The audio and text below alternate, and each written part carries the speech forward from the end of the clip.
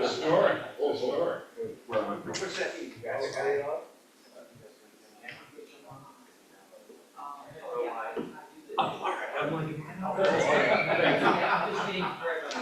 Yep.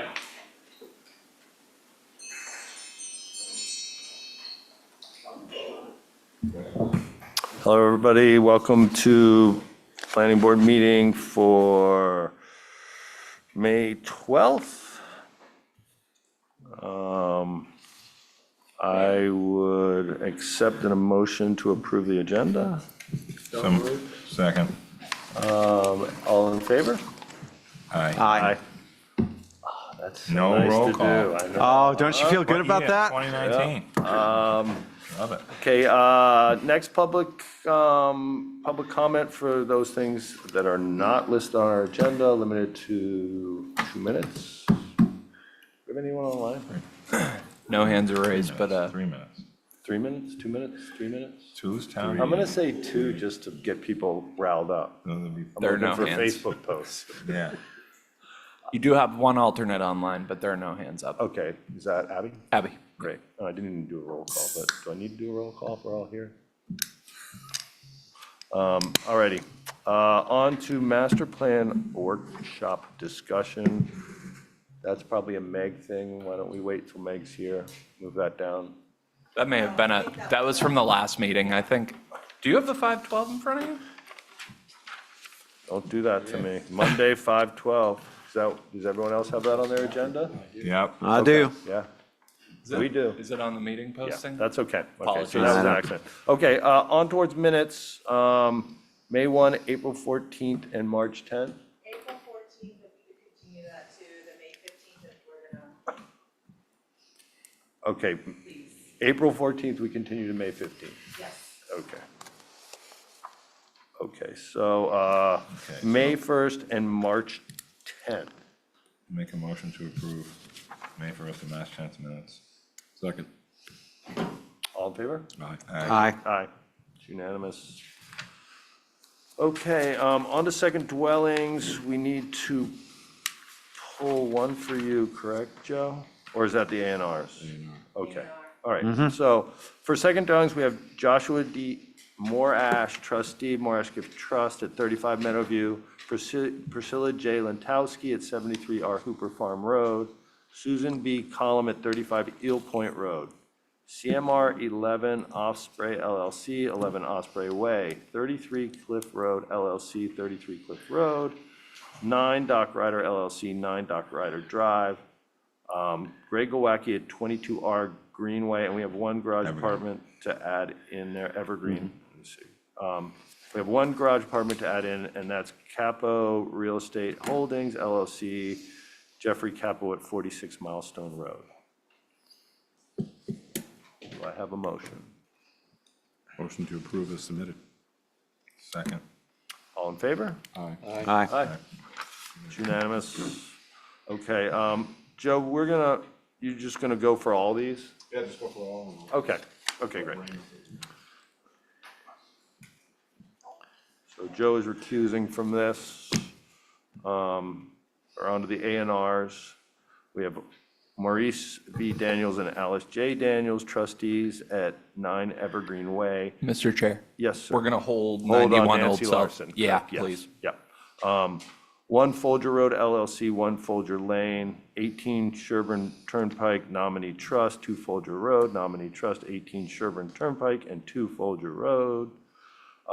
R.H. Ack LLC at 20 Sherburne Turnpike, Ramus Family Realty Trust at 24 South Shore Road, and Albert Gerd and Carolyn Ann Gerd at 10 Pasture Lane. Entertain a motion. So moved. Oh. What? No, you just wanted to say motion to endorse, that's all. Motion to endorse. Motion to endorse. There you go. Second. All right, great. All in favor? Aye. Aye. And that's unanimous. There you go. Welcome back, Mr. Topham. On to preliminary plans. First is Joe Manning, 11 Pinecrest. I believe that's Dan Malloy. Welcome, Dan. Good afternoon, Dan Malloy for the applicant. So we have 11 Pinecrest, also on Marion Drive. We have dual frontage on this property.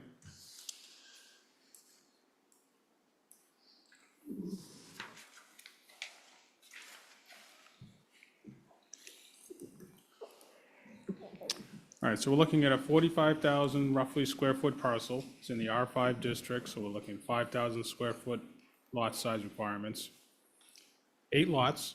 The intention is to have a cul-de-sac come off Marion with access, with majority of the lots accessing from the cul-de-sac. There's potential to have a couple of the lots access off Pinecrest to the left, but essentially looking at Marion for complete access. In terms of the overall layout, what you're looking at here is something very similar to what you just did on Fairgrounds Road for the restaurant. Not strictly a coincidence that it came up at the same time. 8 lots, very simple subdivision roadway with a cul-de-sac. In terms of roadway improvements, we're going on the assumption we're going to pave this road, given the density, and Marion is paved as well, unless the board sees differently. Roadway widths, we're in the middle of reviewing that right now, but we're starting off, the proposal in front of you is 16 feet paved with Cape Cod berms. We're trying to base that on the density, what we think will be built here. Given the size of these lots, they're not very large, it's a limited density that can fit on these lots. And we're also comparing that to something we did, so Maple Lane on off of Rugged Road, that had a similar density, but much bigger lots, and that road is 18 feet. I didn't have a chance to go back and look to see what was approved at Fairgrounds. That was, I'm guessing it was either 16 or 18, something like that. But that's generally the project, very straightforward, simple cul-de-sac. We're looking for some relief on the right-of-way width. Essentially, everything that's on this plan in terms of proposals, dimensionally speaking, is very standard of what the board is routinely approving these projects. And this is just a preliminary plan, so I want to get everybody's feedback, see what everybody thinks before we come back with the final version. That's it. Great, thank you. Board members, questions? Concerns?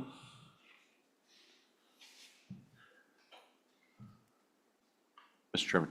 Yes, sir. Yeah, thank you. Just a few things through you to staff at this point. Any improvements that we should be looking at for either Marianne Drive or where it intersects onto Old South?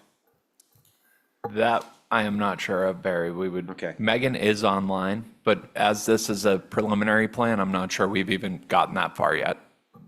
But routinely, when there's a preliminary plan coming in where they're seeking advice from the board, this is where we start Okay.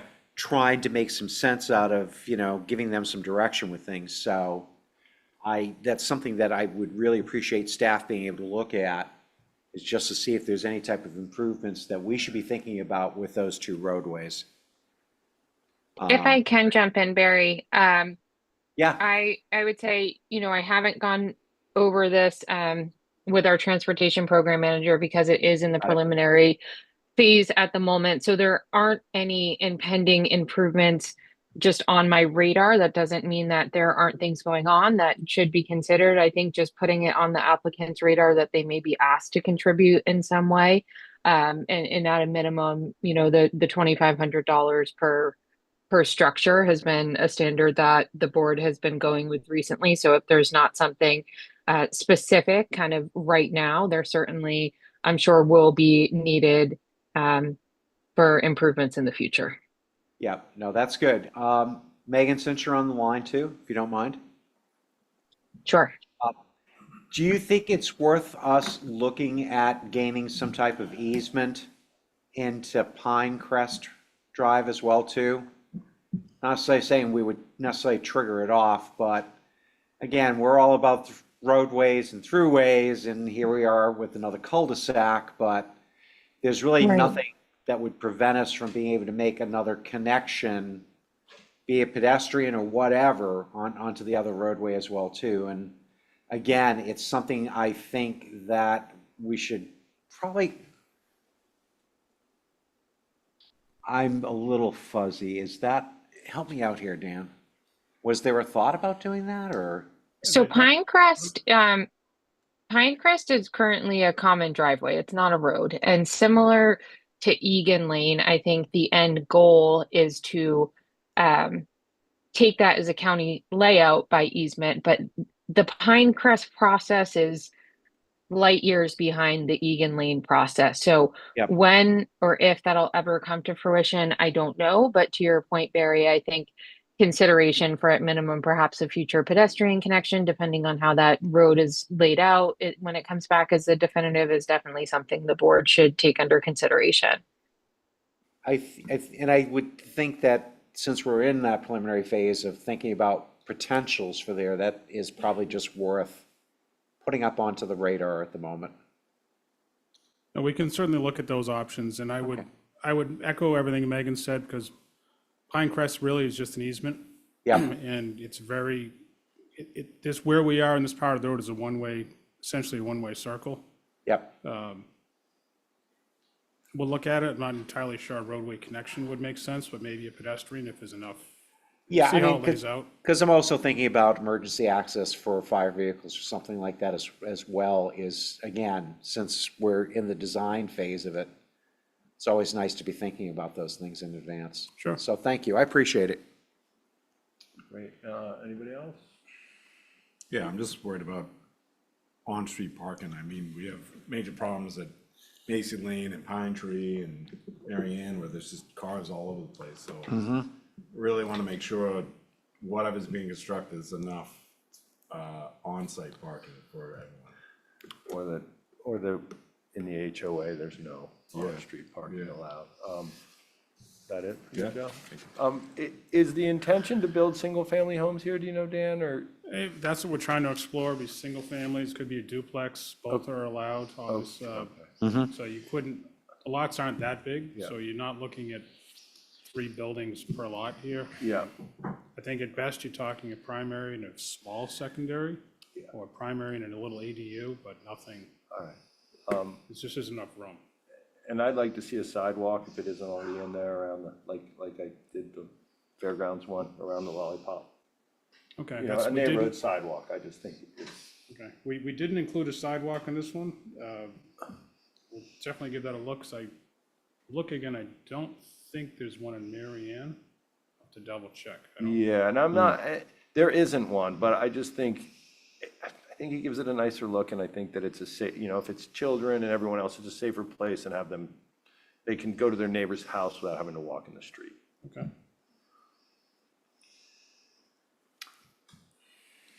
That's 3 sides, Nat, you must have Yeah, something I to say. mean, I'm just, well, I mean, I know this property, obviously. And it does have, its access is from Pinecrest now. It has been since whatever. The garage is newer than the house. So are we just planning on just like cutting off the Pinecrest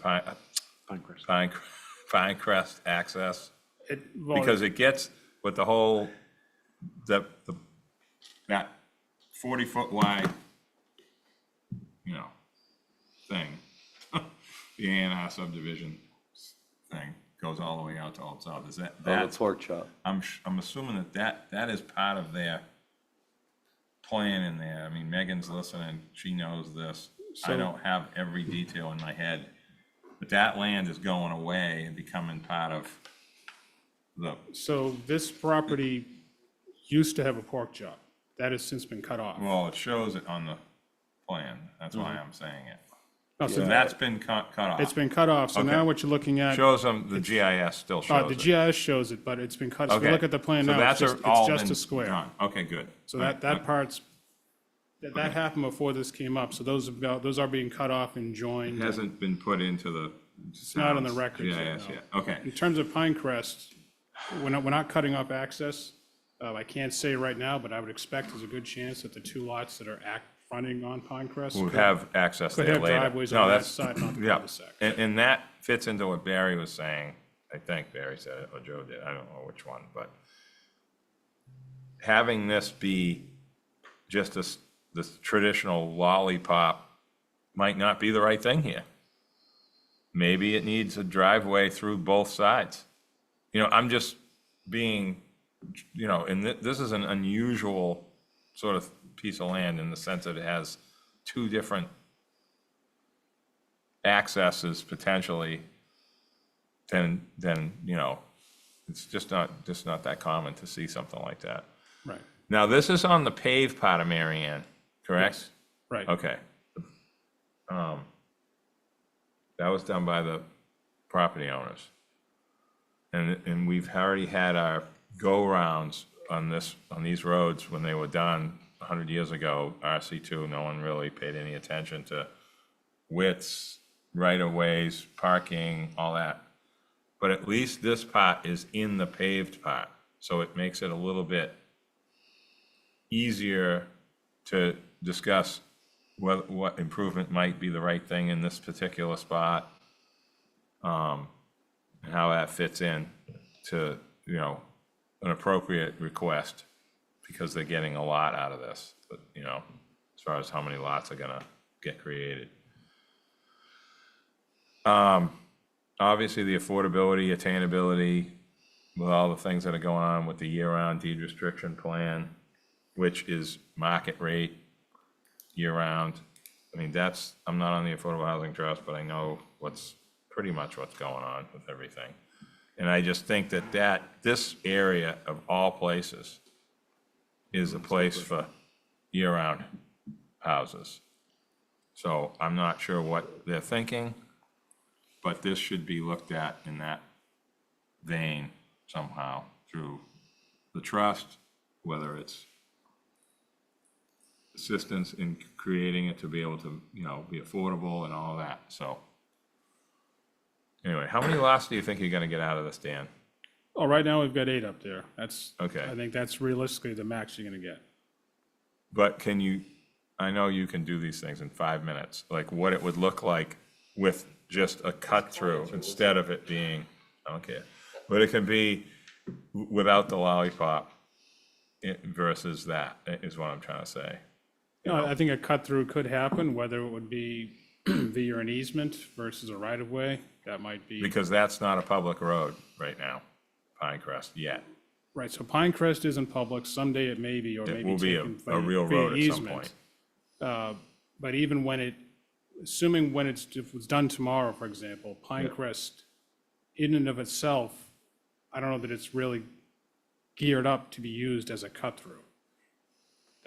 I'll have to look at it again. I'm not really sure, given the size of Pinecrest, what it is for pavement width.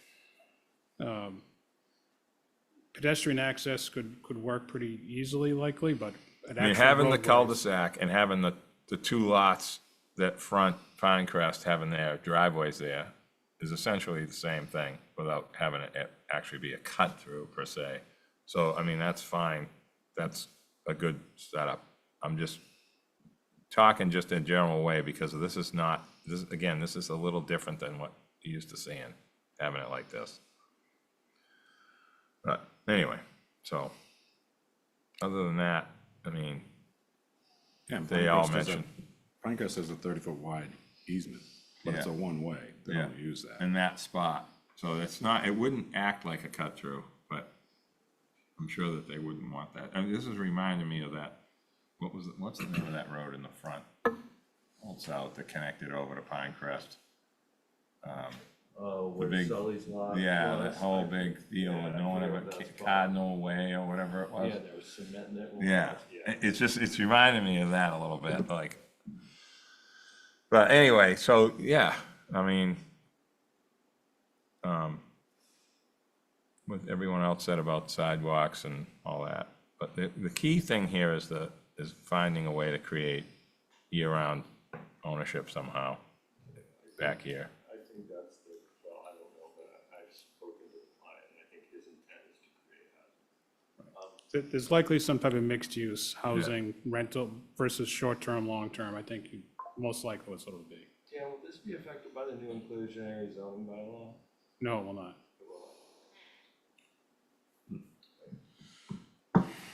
Okay. Anything else, gentlemen?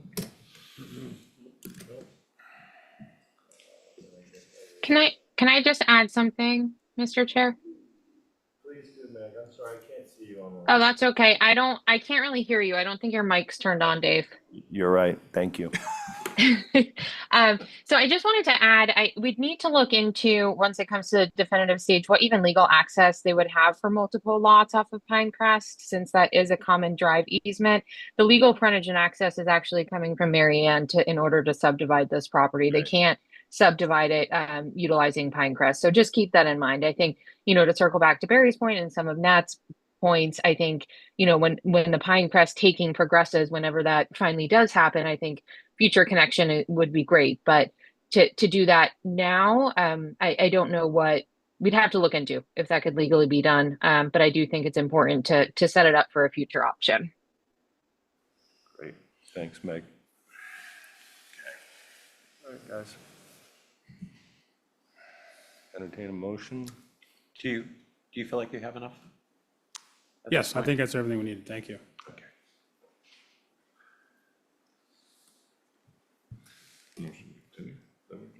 No motion approved preliminary plan. So we just don't So- do anything. We just don't do anything? Do we need a motion here, Meg? Yes, please, just to approve the preliminary plan, and we'll draft the letter and just incorporate the overview of comments. Yeah. But it's non-binding, so it'll only become binding once we get to the definitive stage. Great. Thank you, Meg. We have a hand up online, but this is This is not a public hearing. Yep. So I apologize, whoever's hand is up. This is not a public hearing. So that'll be my motion then, to authorize staff to draft out a letter. Thank you, Barry. Second. Chair to sign. All righty. All in favor? Aye. That's unanimous. Thank you. Thank you.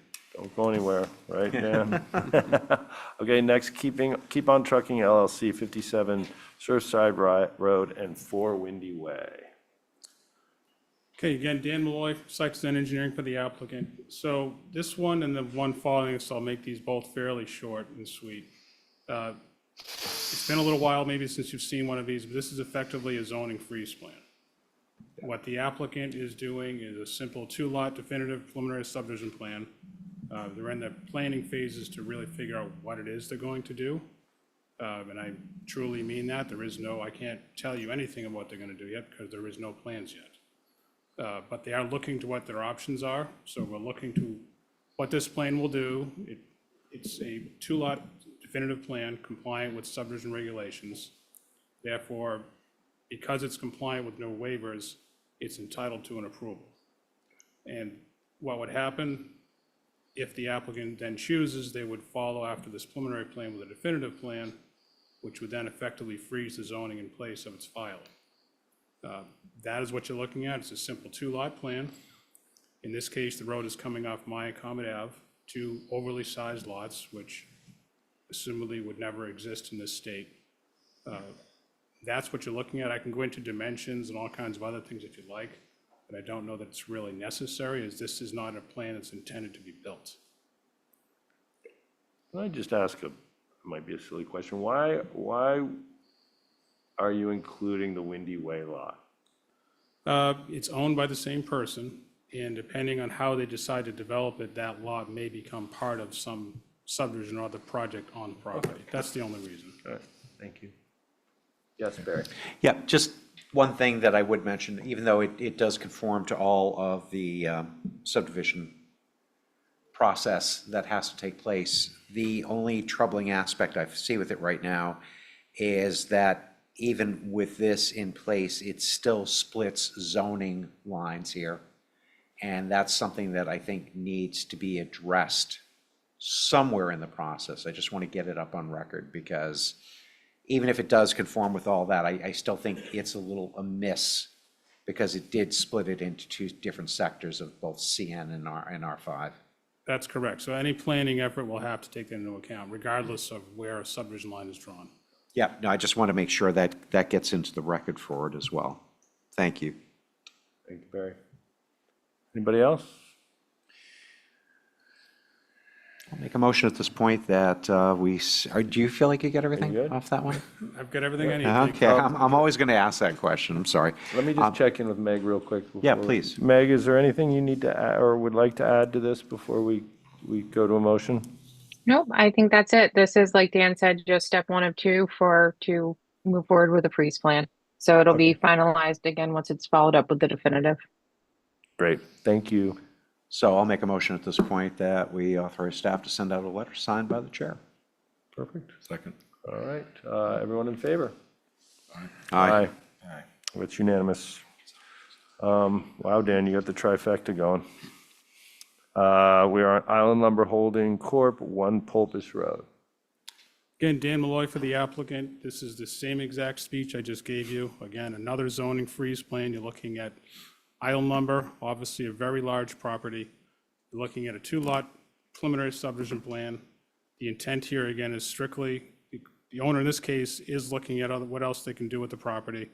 There's a pretty large undeveloped portion on the northern side where the triangle is. So this preliminary plan is, again, strictly to freeze the zoning, so they have time to review what they can and can't do in the property.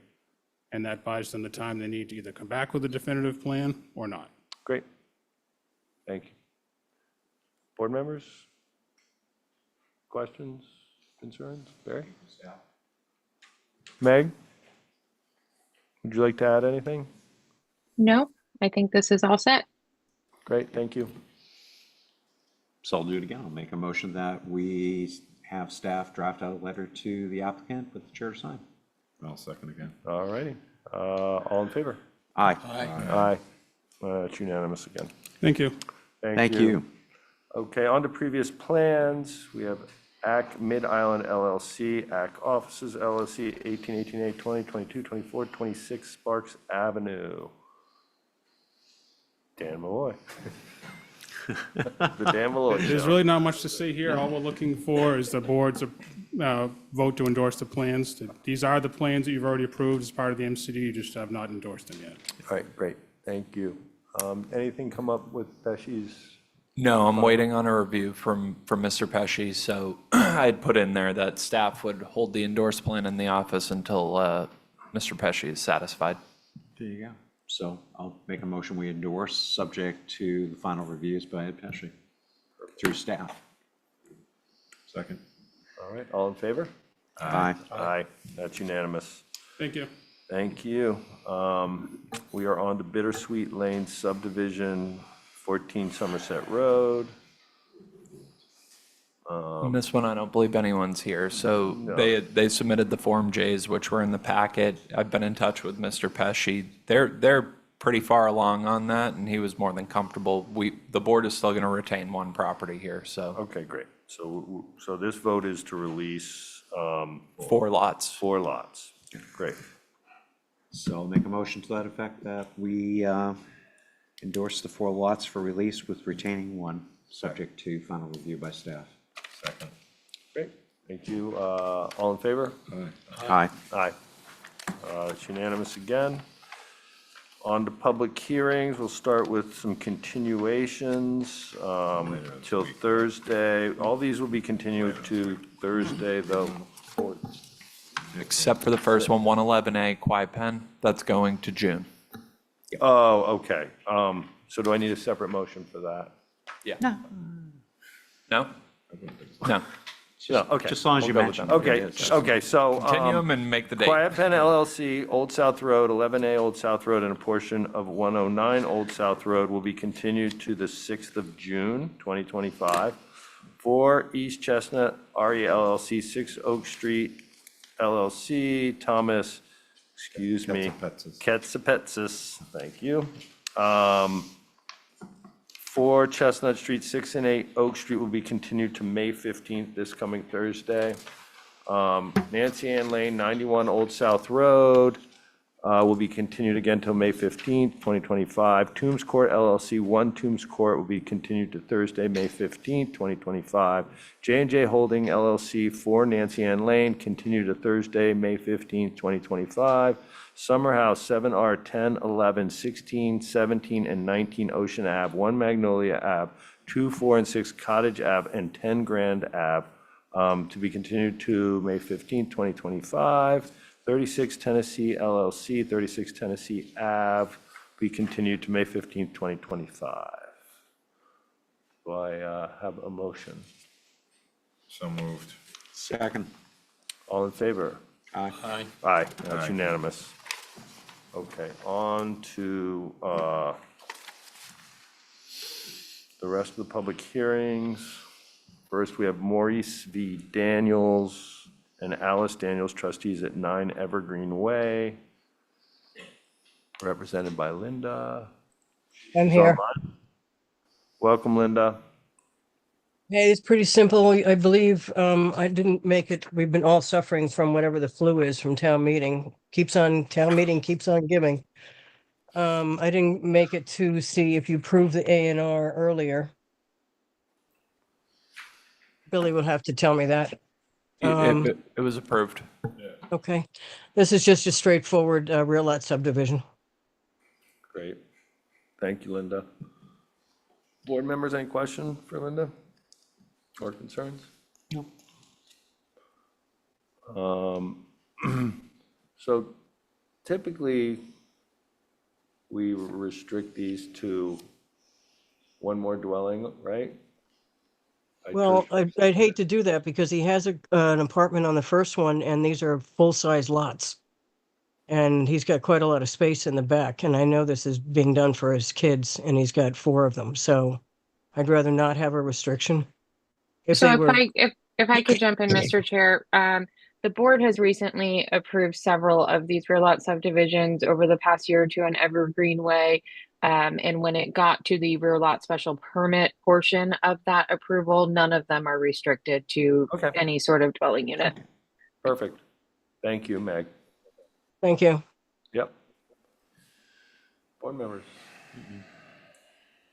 Oh, I would entertain, oh, anyone in the public?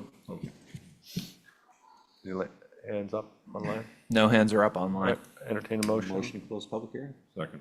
All in favor? Aye. Aye. That was unanimous. As to the merits. Motion to I'll approve. make a motion that we approve the special permit for this, subject to the findings. and conditions. Whoa. Oh, yeah. Time out. What do we got, the cheap Zoom version, for Well, 45 minutes? All right, it's a wrap.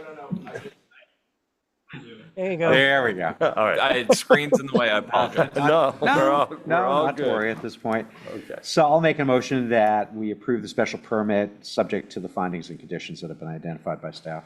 Second. Great. All in favor? Aye. Aye. That's unanimous. Thank you, Linda. Thank you. I can go back to dying. All right. We are on to Actually Ours LLC, 13 Mizzen Mass Road, represented by Mr. Meerbergen.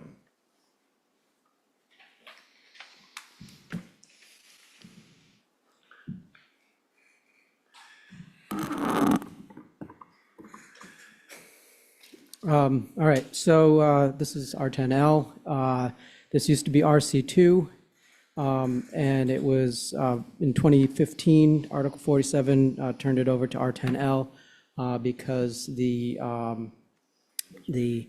private restrictions on the subdivision were going to be terminating, and so there was an effort to make sure that any future development in this neighborhood could be managed or monitored. In this situation, there was, after R10L was created, one application was approved at 11 Rudder Lane, and that was for a second dwelling under special permit. And we are seeking to do something similar. You know, my understanding is that in addition to staff recommendations for approval and their standard conditions, that as far as I know, no formal concerns have been filed. So that's that. Thank you, Brooke. All right. Questions for Brooke? Oh.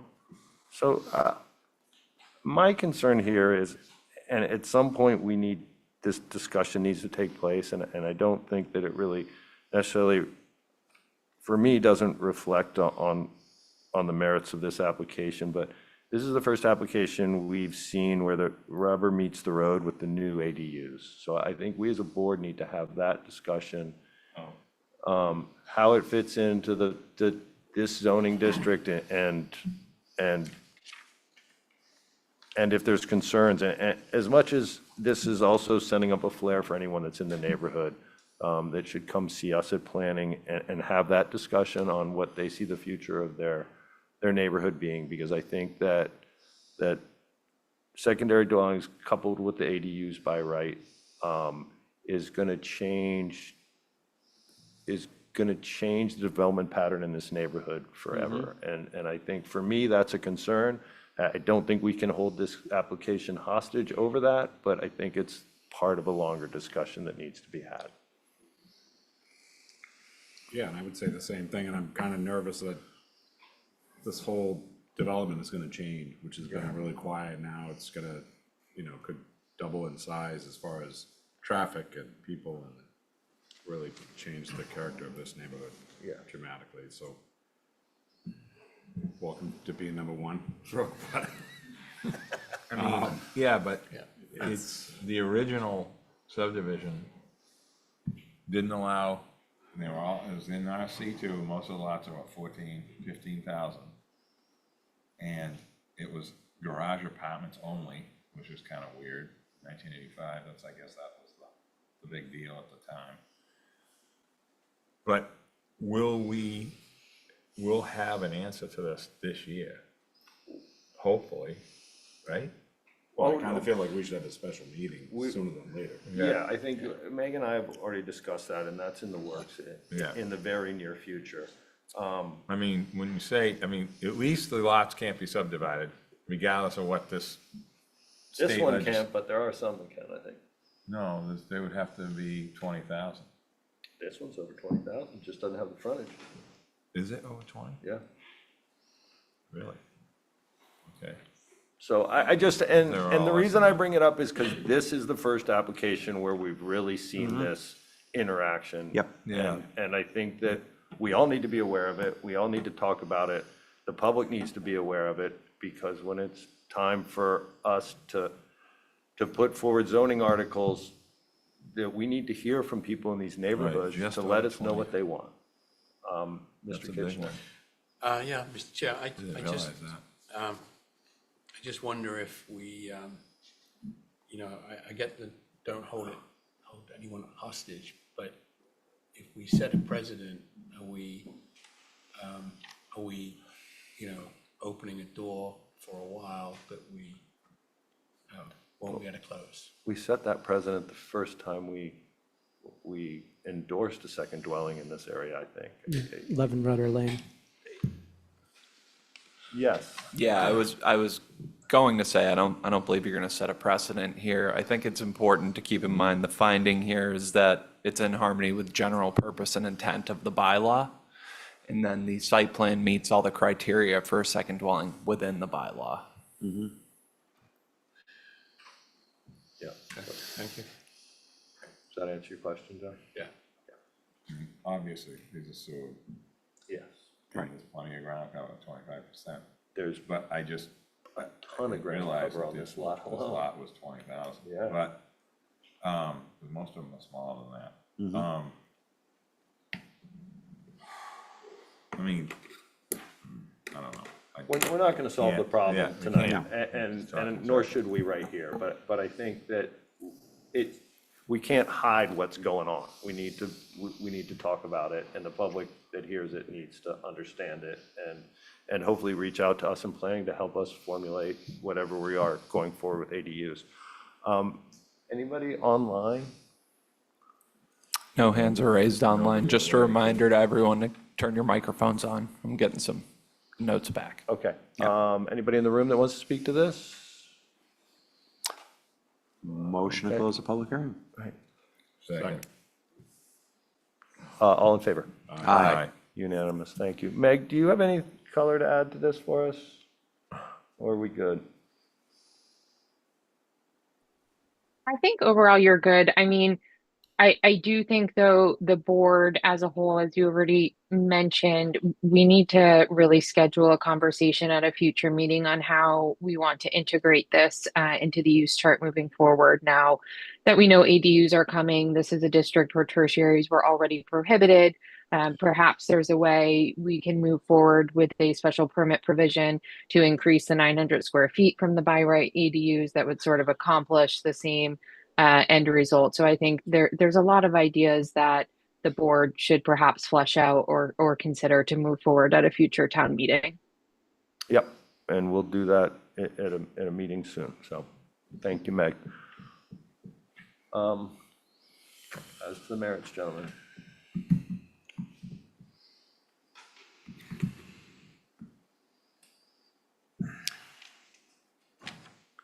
I'll make a motion that we approve the application in conjunction with the findings and conditions that have been delineated by staff. Second.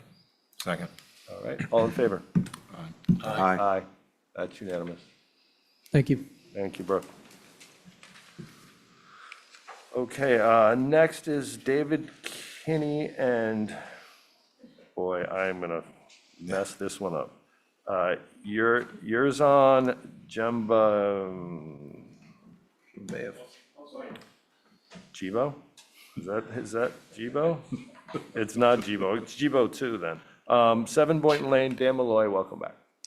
Good afternoon. And I Dan apologize Malloy for butchering your name. for the applicants. So, we were here a month ago to talk about this project. At the time, there was concerns related to parking, and we talked about going back to revisit, look what other options there were. And during that meeting, there was discussion about where the building is going and how that relates to the shed that's there. And during that meeting, I misspoke with the assumption that the shed was coming down. The shed is actually intended to stay. So the shed has a full basement under it. So this is actually a building addition to the shed. So that being the case, that took away our option to basically revisit moving the building because we're attaching it to something else. So what we've done, they've gone back, looked at other options, there's different ways to configure the parking. We have obviously made the changes that we're no longer looking for any waivers. Dimensionally speaking, it does meet all the requirements for parking spaces, driveway aisles, and widths.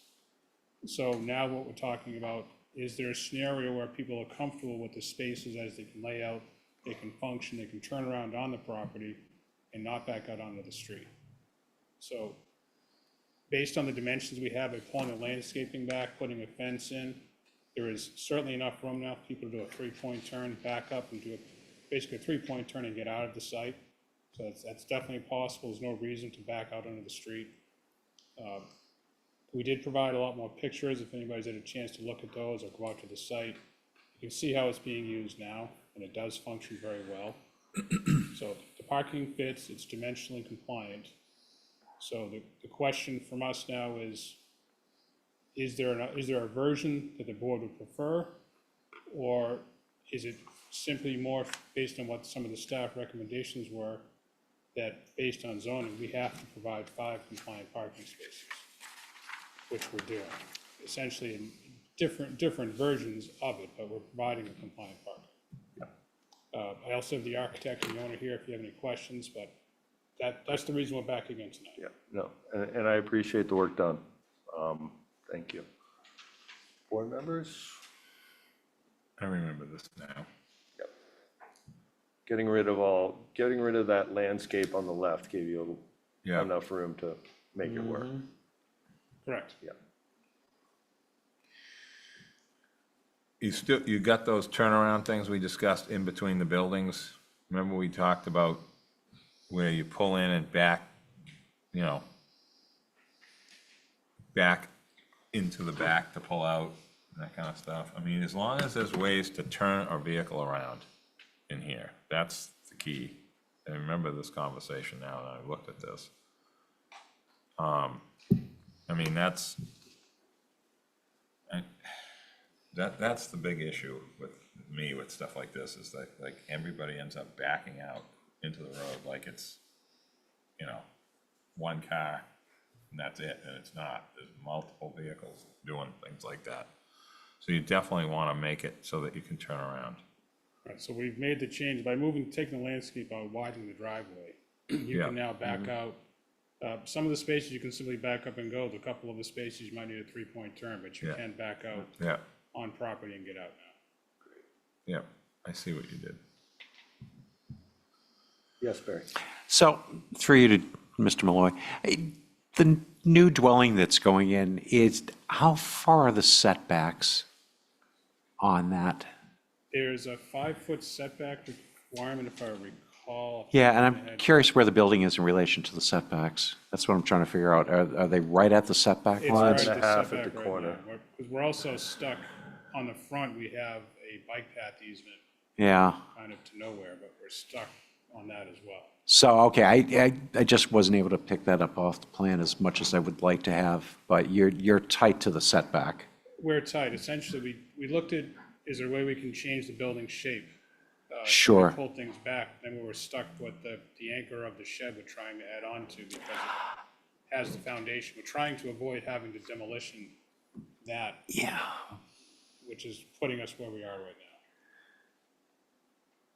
But the building itself, let's forget about the shed, all right? It's 180, and I know there's a basement, but let's kind of work with how we can develop the site. So, but the building itself proper, the new addition is going to be sitting at setback lines. Correct. Okay, there's the key, because otherwise then we'd have to waive setbacks if we wanted to push it any further into directions that would open things up a bit. Yeah, in So- that case, we're talking Board of Appeals variances for setback intrusions, which I'm not. Yeah, no, I hear that. No, but as long as I know you're right at the lines, that's really where I'm at. Yes, we are. Okay, thank you. I think the most important thing here is that the parking remains on the lot and that it doesn't Yep. intrude into the street, block the view from the shared driveway or any of that. I think for me, that's the biggest concern with the parking, because in the end, as long as you keep it on the lot, it's gonna be the tenants or whoever's living there that's gonna have to deal with parking on the lot. And I guess it is what it is. I just don't want it on the street. Yeah. Yes, Barry? So I think you had asked us to pick one of two options? I'm not sure that you necessarily have to pick an option. Okay.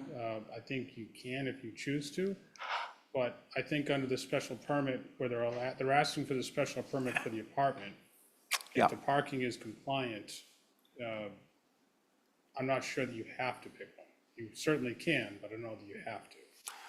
So Megan, through you, Mr. Chairman, Megan? Yes. So is it prudent for the board to pick one of those two just for good practice, or can we just kind of let it free ride? I would suggest picking one. Okay, Especially that the parking arrangement, and redoing the parking configuration was kind of a point of contention at last month's meeting, I think, just for complete clarity and transparency to the applicant and for future zoning enforcement, it's going to be important for you all to pick something. okay, I kind of thought that's what the answer would be, but that's why I wanted to run it through you. So just as one board member, I'd say option one looks, let's hold that thought. Just personally looking through them at this point as one member of the board, I'd say option one seems to be a little. Option one, if we were to pick one, would be the same choice.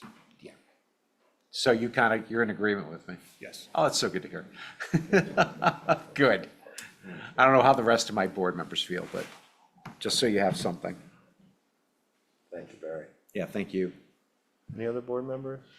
I just like they have options. I thought that was really Yeah. smart of them to Well, see them getting rid of all. that greenhouse makes it better. Yeah. Great. Do we have anyone in the public who wants to speak to this? Anyone online? No hands are up online. Okay, and no one in the room? Great. Entertain a motion? Motion to close the public comment? Second. All in favor? Aye. Aye. As for the merits, gentlemen? Motion to approve with findings and conditions as spelled out by staff. Second. All in favor? Aye. Aye. That is unanimous. Thank you. Thank you. Okay, on to Sankaty Head Golf Course. Sankaty Head Golf Club, 100 Sankaty Road. Mr. Dale, it's a pleasure to see you, sir. Mr. Chairman, good to see you again. Members of the board, my name is Kevin Dale. I represent the Sankaty Head Golf Club. And before you is an application for a major commercial development special permit to construct and use a 12-unit, 1.5-story employee dormitory on the Sankaty Head Golf Course site. Club started in 1921. There's 127 acres approximately, this particular lot, and there are a number of residences and dormitories and other structures on the lot. In many ways, the property does not conform with the requirements of the LUG 3 zoning district where the property is located. And given the threshold for MCD relief, such as commercial uses in excess of 5,000 square feet, more than 100 occupants in a restaurant, more than 20 off-street parking spaces, all of those factors apply here. Most importantly, there's a dire need, I don't have to tell anybody this, but there's a dire need for seasonal rental housing and housing for seasonal employees. We all address that each and every day we live here. Sankaty has been working for the past 5-6 years on long-range planning to determine its housing needs with the goal of providing housing for its employees. And this new dormitory would put us just about where we want to be. 10 of the units would be constructed and finished, and the 2 units in the basement would be left unfinished but used in the future if we needed them for more employee housing. So Sankaty is asking the board to approve this in line with the report from your staff that recommends approval, and also asks that you waive the requirement for a traffic study because this dormitory is really not going to generate any significant amount of traffic. It's in the interior of the course, and most of the occupants of the dormitory won't have cars. If anything, they might have bicycles. They live on the campus, if you will, live in the dormitory and work in the club. Sankaty is also asking that you waive 3 of the required 12 off-street parking spaces, which you can do under the bylaw. Again, the club will provide 9 off-street parking spaces. This particular new dormitory is located next to 4 duplex executive cottages for employees that were approved by the Zoning Board of Appeals about 5 years ago, and also next to another dormitory. So along with the 9 spaces we would provide with this new building, there are 18 other off-street parking spaces there, and frankly, they're never full. So we'd ask for that waiver too. With respect to the 20% open space requirement, the Sankaty can more than comply with that requirement. It has a large amount of open space on the property. All the utilities would be underground. There would be a septic system, a new septic system to service this dormitory. And the club agrees with the recommendations of Engineer Ed Pesci with respect to all of the requested site plan improvements and other matters that Mr. Pesci wants us to do. So the club will work with its engineer, Art Gasparo, to provide that additional information to the board. I know one letter came in raising concerns about a traffic study. Again, we don't think it's needed. And with respect to some storage of building materials that are on the site right now and trailers, the club's undergoing a project to build a new irrigation system. The Nantucket Golf Club just built one. Those same workers are coming over to Sankaty to build Sankaty's new irrigation system. That'll be done next April of '26. So that's why those things are on site. So without belaboring anything, I think this project meets the needs of Nantucket. It's in harmony with the zoning bylaw. It is a benefit because young workers who are here in the summer won't have to shuffle from town out to Sankaty, producing more traffic. They'll have a place to live that'll be new, clean, safe. It's a good thing. So I'm happy to answer any questions, but I'd ask you to approve this major commercial development special permit. Thank you, Mr. Dale. It's odd being on the other side. Usually we're trying to force MCDs to build inclusionary housing, and now we have someone asking to build it. So That's right. it's interesting. Board members? Any other- It's a comment, Mr. Chair. It's fantastic to see such a responsible approach to helping us solve, a affordable housing problem. It's a seasonal part of it anyway. So no, kudos to you for such a great approach to it. Thank you. Thank you. No, I've had friends work there and they love working for the club, but the other part is we have, the bus service that stops right at the front, so. Yeah. I mean, I'm not really worried about the parking waiver, as Kevin spelled out, but yeah, I really enjoy that they're taking care of themselves. Yep. Yeah, the space, it's great. Anybody in the public? Yes. Just stand up to the Just go to mic a and state your microphone. name, please. Thank you. I wrote the letter. Okay. I'm the abutter. And the only question, and I think Mr. Sorry, Dale just answered a state, piece of state it. your name State for the your name, record. Yeah, in the mic, please. My name's Kevin Worley. From Perfect. 80 Sankaty Road. Yeah. He answered one of the questions of, is there a plan? So as a butters, as you mentioned 5 years ago, you added 24 bedrooms in those duplexes. I think given the disparity and diversity of the housing there's something like 60 bedrooms and 13 structures. So the question I had was, is this the last piece of the puzzle, or is this, just the beginning of a long building process? So I think what I heard was this is the final piece of the puzzle, so that's encouraging. The other issue that's not touched on here is that a couple of the residences are single-family homes that are effectively embedded in the neighborhood.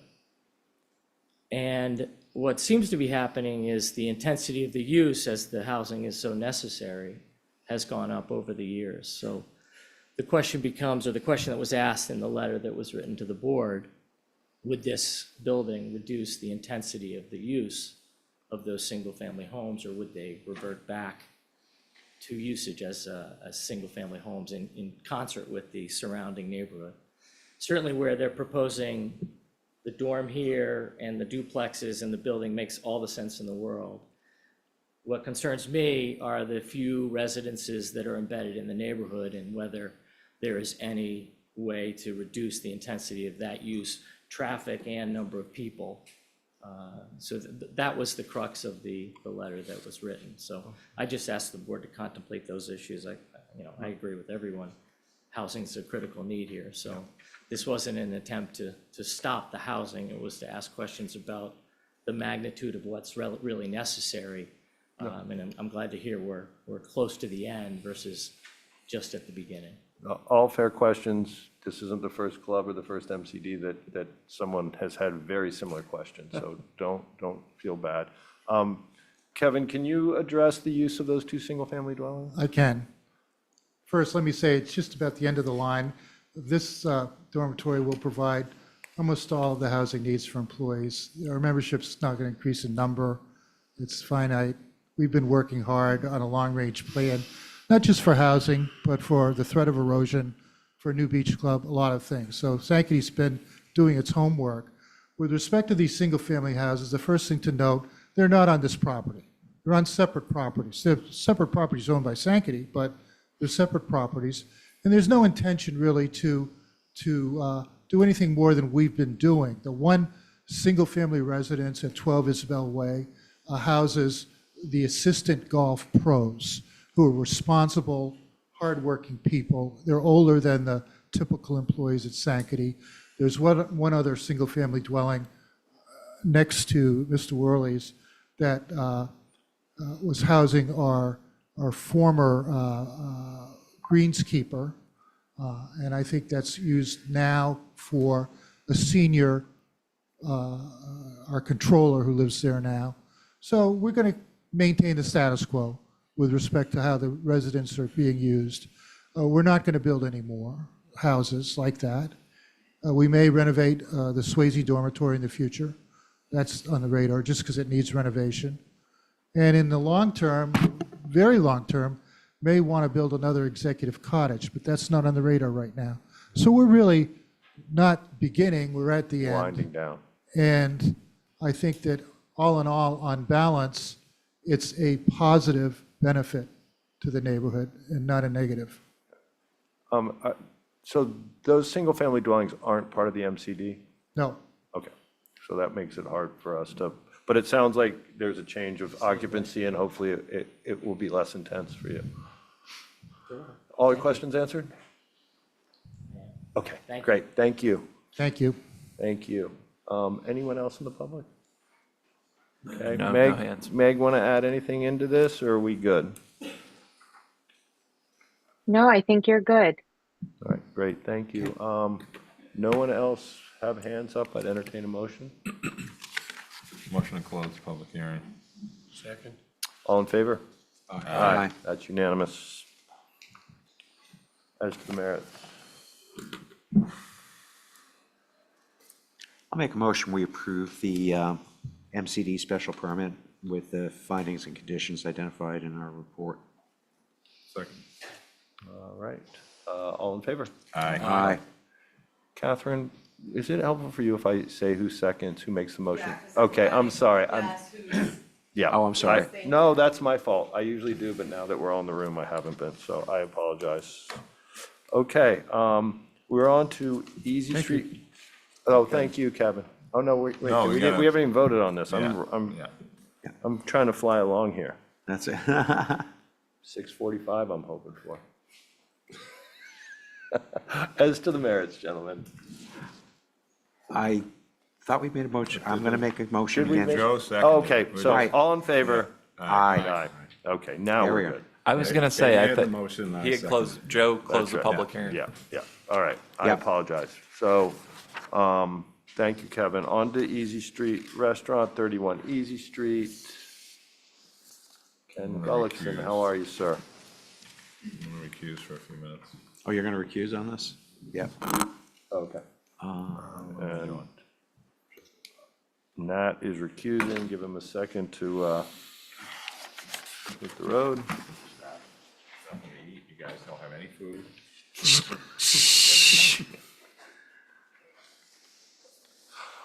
Welcome, Ken.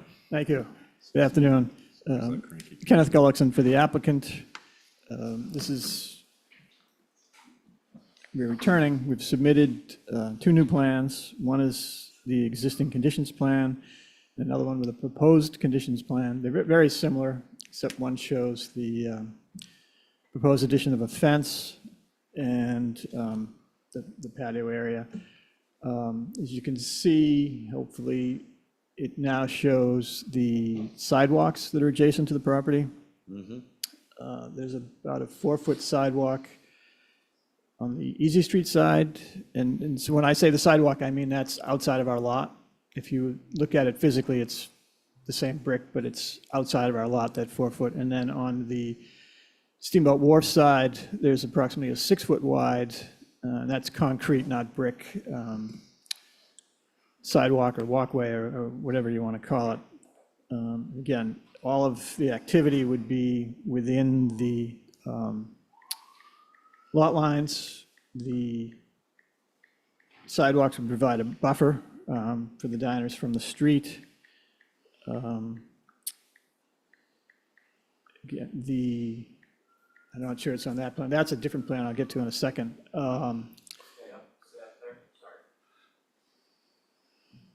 There is a proposed picket fence. It's marked in red there. that would delineate the lot lines to provide that buffer. We would like to retain the flexibility to have something else there, particularly in the short term. It's traditionally was done with planters that were there, these, on the ground, planters that separated it. And part of the reason for that is that we have submitted an application to the HTC. It's not approved yet. It may take a little bit of time before we can get that approved and actually install the fencing. So we'd like the flexibility to change that. But there would be some physical barrier, whether it's the planters or the fence, that would very clearly mark off the property line. We have also submitted a seating plan, which was just up there. Things were rearranged a little bit to make it easier for the servers to get to the tables without going on the sidewalk. It was never intended to use the sidewalk, but things were rearranged to make that a little bit clearer. This is just a sort of one option of seating. Again, we'd like to have the flexibility to rearrange things, as things evolve. There may be some reason that it doesn't work out, but that's an option that we'd like to consider. We also submitted, at the request of the board, a management plan that was done by the tenant who's here. He can speak to that if you have any questions. That is the tenant's plan. We submitted because it was requested, but we'd rather not be locked into that in any way. He may not be there indefinitely, and so we'd like some flexibility to change that, although it's fairly generous in terms of hours and that sort of thing. This is an application for a special permit for 200 seats, which is something that's allowed in the CDT by special permit. The prior seating for many years was 153. On that seating chart, of the increase of 47, 42 of those are proposed to be outside. Only an increase of 5 in the interior. But again, we'd like to retain some flexibility depending on the weather or the season to adjust that. The application is for 200 seats. So I think the new materials address all the concerns that were raised when we were here last month, but if you have any other questions, I'd be glad to answer them. I hope you recognize that there is a need for dining downtown, particularly in the shoulder seasons, and particularly in this area where it can serve people coming and going on the steamship. And so we ask that you grant the requested relief. Thank you. Great, thank you, Ken. Board members? Yes, sir. So you said there was a management plan, but I'm not seeing that anywhere in our It's application. very small. I think it's right there. Where? It's like less than a paragraph long. Yep, I think you just went by it, maybe. About page 5, that's why I probably went right Yeah. past it. Was it a letter to Mr. I? 52? 52? Yes. Oh, okay, so maybe it isn't. Hang on. While we're looking. Please. Dumpster and recycling. Oh, I don't mind. Oh, thank you. Ken, you guys have not showed where the dumpsters or the recycling bin is going. Yeah, you're right, we haven't. I'm not sure how that's going to be arranged. That's my biggest concern, honestly. I realize the push to get more seating, but your seating plan shows typically where that dumpster's lived, and there's been parking there, and now there's seating there. So I just, that's exactly it. Yeah. So that's my concern about the seating on the far right-hand side, the Steamship Authority side. I think that probably is far more functional as maybe one parking spot and dumpster and recycling than it is for seating, because you're gonna have to put a dumpster somewhere. And that's really, from what I can tell, the only appropriate place. And deliveries. And deliveries, so Yeah. I just, I have a hard time with the seating on that side of the building. I do know that the property has been operated previously with barrels that were wheeled out. And deliveries, I don't believe have ever been made through that area. They've always come from No, the Easy they've come Street in, side. yeah, they've come in through the Easy Street side. But, Barry? Yeah, I'm not going to disagree with you. Those are some things that typically should be in that management plan, because I don't know when you have like a Cisco truck or anything like that, if it's going to unload, where's that going? What time? For how long? This all boils back to the proximity of this into one of the most highly congested areas that we have around here. And the thing is that it doesn't fail me that it's not just people walking to and from. These are, I mean, you go down there on every day, average day, you'll see people with their actual luggage running around. So all of a sudden, the footprint of what's happening with that pedestrian traffic traveling in both directions, almost sometimes at the same time, with luggage becomes a real predicament. I think you do need to address, if you're going to be having deliveries done there, you're going to have to, that's going to have to be addressed. I agree. Go ahead. Well, I just, from my experience, I've spent a little bit of time in that neighborhood. So So typically, as far as deliveries go, for better or worse, they happen on Easy Street. And I think it makes most sense for that to happen, because then one parking spot, they can deliver both Surfside and these guys. But I think the bigger problem is the trash. yeah, but I agree with you with the trash too, but again, we should kind of delineate the fact that if there are going to be deliveries done, that we're not expecting a delivery truck to park themselves right by the restaurant for ease of access. They should be down into the loading zones that are pre-existing right now, and I'm sorry. Because otherwise, here we go again, this is a higher degree of conflict with traffic and regular automobile traffic and pedestrian traffic. And I have major concerns with that. So, Mike, is this going to be a seasonal or year-round? I'm not sure I necessarily figured that out still. It will be seasonal. It'll be an extended season, but seasonal. All right, so can you delineate what that roughly is for me in terms of extended seasonal? It will be closed January, February, and March. Arthur Reed's hand is raised online. Okay. Ken, do you want me to let him go? I know they're both working on this. Yes. Hang on one second. I'm gonna just move Arthur over. I apologize, Arthur. Welcome, Arthur. Welcome.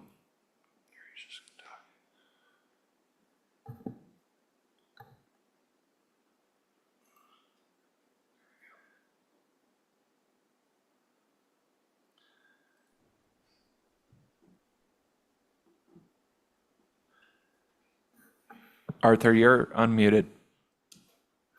Welcome, Now you Arthur. can see me. Thanks very much, Billy. As far as the loading zone issue is concerned, I just wanted to point out that there's actually a prohibition in the zoning bylaw against there being loading zones on lots in the CDT district. And I think the concept of that is that loading is supposed to be handled by trucks using the loading zones that have been established, and then presumably bringing the materials to the site of any particular business by hand trucks or some other method such as that, rather than parking in the street outside the building. Now, I know that it doesn't always happen that way, but that's the way it's supposed to happen. And that's why the bylaw was amended a few years ago, in order to eliminate, not only eliminate the across the board requirement which previously existed for loading zones, but to expressly prohibit them in CDT and ROH. Yeah. So if I can continue, Mr. Chairman? Please. Thank you. So I'd strongly suggest that with something like the loading zone as well too, you should just cite it in the management plan, so it's there. I don't think that's such a bad thing. You know, and I'm fully expecting that the staff and stuff, especially if it's in that plan too, they'll be cognizant of what that has to look like. What else did I want to say? There's some site improvements I think you really ought to entertain. The first question I have for you is the driveway that's on Easy Street, is that under the control of Richard and Carolyn Judson, or what's the scoop? I'm really fuzzy about that. Because I see a car park there, but I'm trying to, is that a shared easement for that driveway, or is it? No, Help me out. that driveway belongs to the Judson property, and they use it. Okay, fine. That's all I needed to know that. The other area that you have up on by the steamboat there, which transitions from, I think it's a concrete sidewalk into where that other driveway is, has got like broken up asphalt. It tends to seem like it's ponding at times. I'm wondering, I would say as one member of this board, that needs to be cleaned up right to the property line of where the steamship is. So whether you continue with asphalt in there, but right now, just looking at it, even if I look at it on a GIS map, it's really in pretty atrocious condition. That would be a big help just to keep people moving along, even your patrons who are going to be there, I think would greatly appreciate that. So I'd like you to kind of clean that up somehow with staff, where it's concrete, brick, or whatever, to do that. Does that make sense? It makes sense, except there is a portion that's on our property, and we're looking at patching that or perhaps putting some sort of surface on it, different alternatives. But I don't know how the steamship would feel about us doing something. If you're on that, the concrete walkway turns into an asphalt walkway, and then it just sort of merges into the roadway. Yeah. But that's on the steamship's property. I mean, we don't have any control over that. But you do have control of it right to the movable metal fencing, am I correct? Where there's also delineated a 6-foot board fence? If you look at the site plan, the movable fencing is so a couple of feet onto the steamship property. So, because I'm talking about right up in here, between here and here. right. And as I That's said, all within your control, right? up until that red line, yes. Right, until that line. But what I'm saying to you is as I'm looking at it, as I've walked that area before, that little area being about 6 feet long or whatever, really is in the most horrific condition in the world. And that's why I'm saying to you is that here's an opportunity for us just to clean. I know you can't infringe on what's going on with the steamship, but you certainly can address that. Yes, and we will. I mean, it's Okay, good. a safety issue. You know, we don't want people stumbling and tripping, and Yeah. so the part that's on our property will be addressed. Yeah. That would be awesome. And then the last thing I don't see in the management plan is how are you going to deal with the queuing of your patrons? I'm sorry. So when you have people who are going to come in and they can't get a seat right away, and they make a reservation, what are you going to do with them? Or if they're in line, I mean, because. The tenant can probably address that better, but what we had considered was using the area on the Easy Street side where there isn't room for tables as a queuing area. If we're lucky, if he's lucky enough to have all of his seats full. Right. But I would like to see you address that in the management plan as well too, because I'm sorry to say, during certain times of the summer when you're at peak, what I'm concerned with, again, the normal habit of most people is to stay within the vicinity and congregate. And what I don't want to see them doing is interfering with the streetscape where people are going to try to be getting back and forth to the steamship. So to me, that's if you're going to have any type of queuing happening, with that, the staff has got to be aware that it's going to have to be on your site, not on the public part of things. I understand. Just because, again, if the sidewalks were bigger, if there were better accessibility, we'd be having a very different conversation. But please include that in the plan as well, too. Thank you. Yeah, could we put the seating plan back up? Yep. You can, similar to Barry. I'm just, it looks great on a piece of paper. Sure. But I'm imagining this, bring it down. There you go. Whoa, next level. Oh, he's got now. way, oh my God. You just gave him way too much power, way too much power. Yeah. So, in the real world, this table, and this table, I cannot see how that's all gonna work, especially with what Barry said about people queuing. Probably about there, where that one is.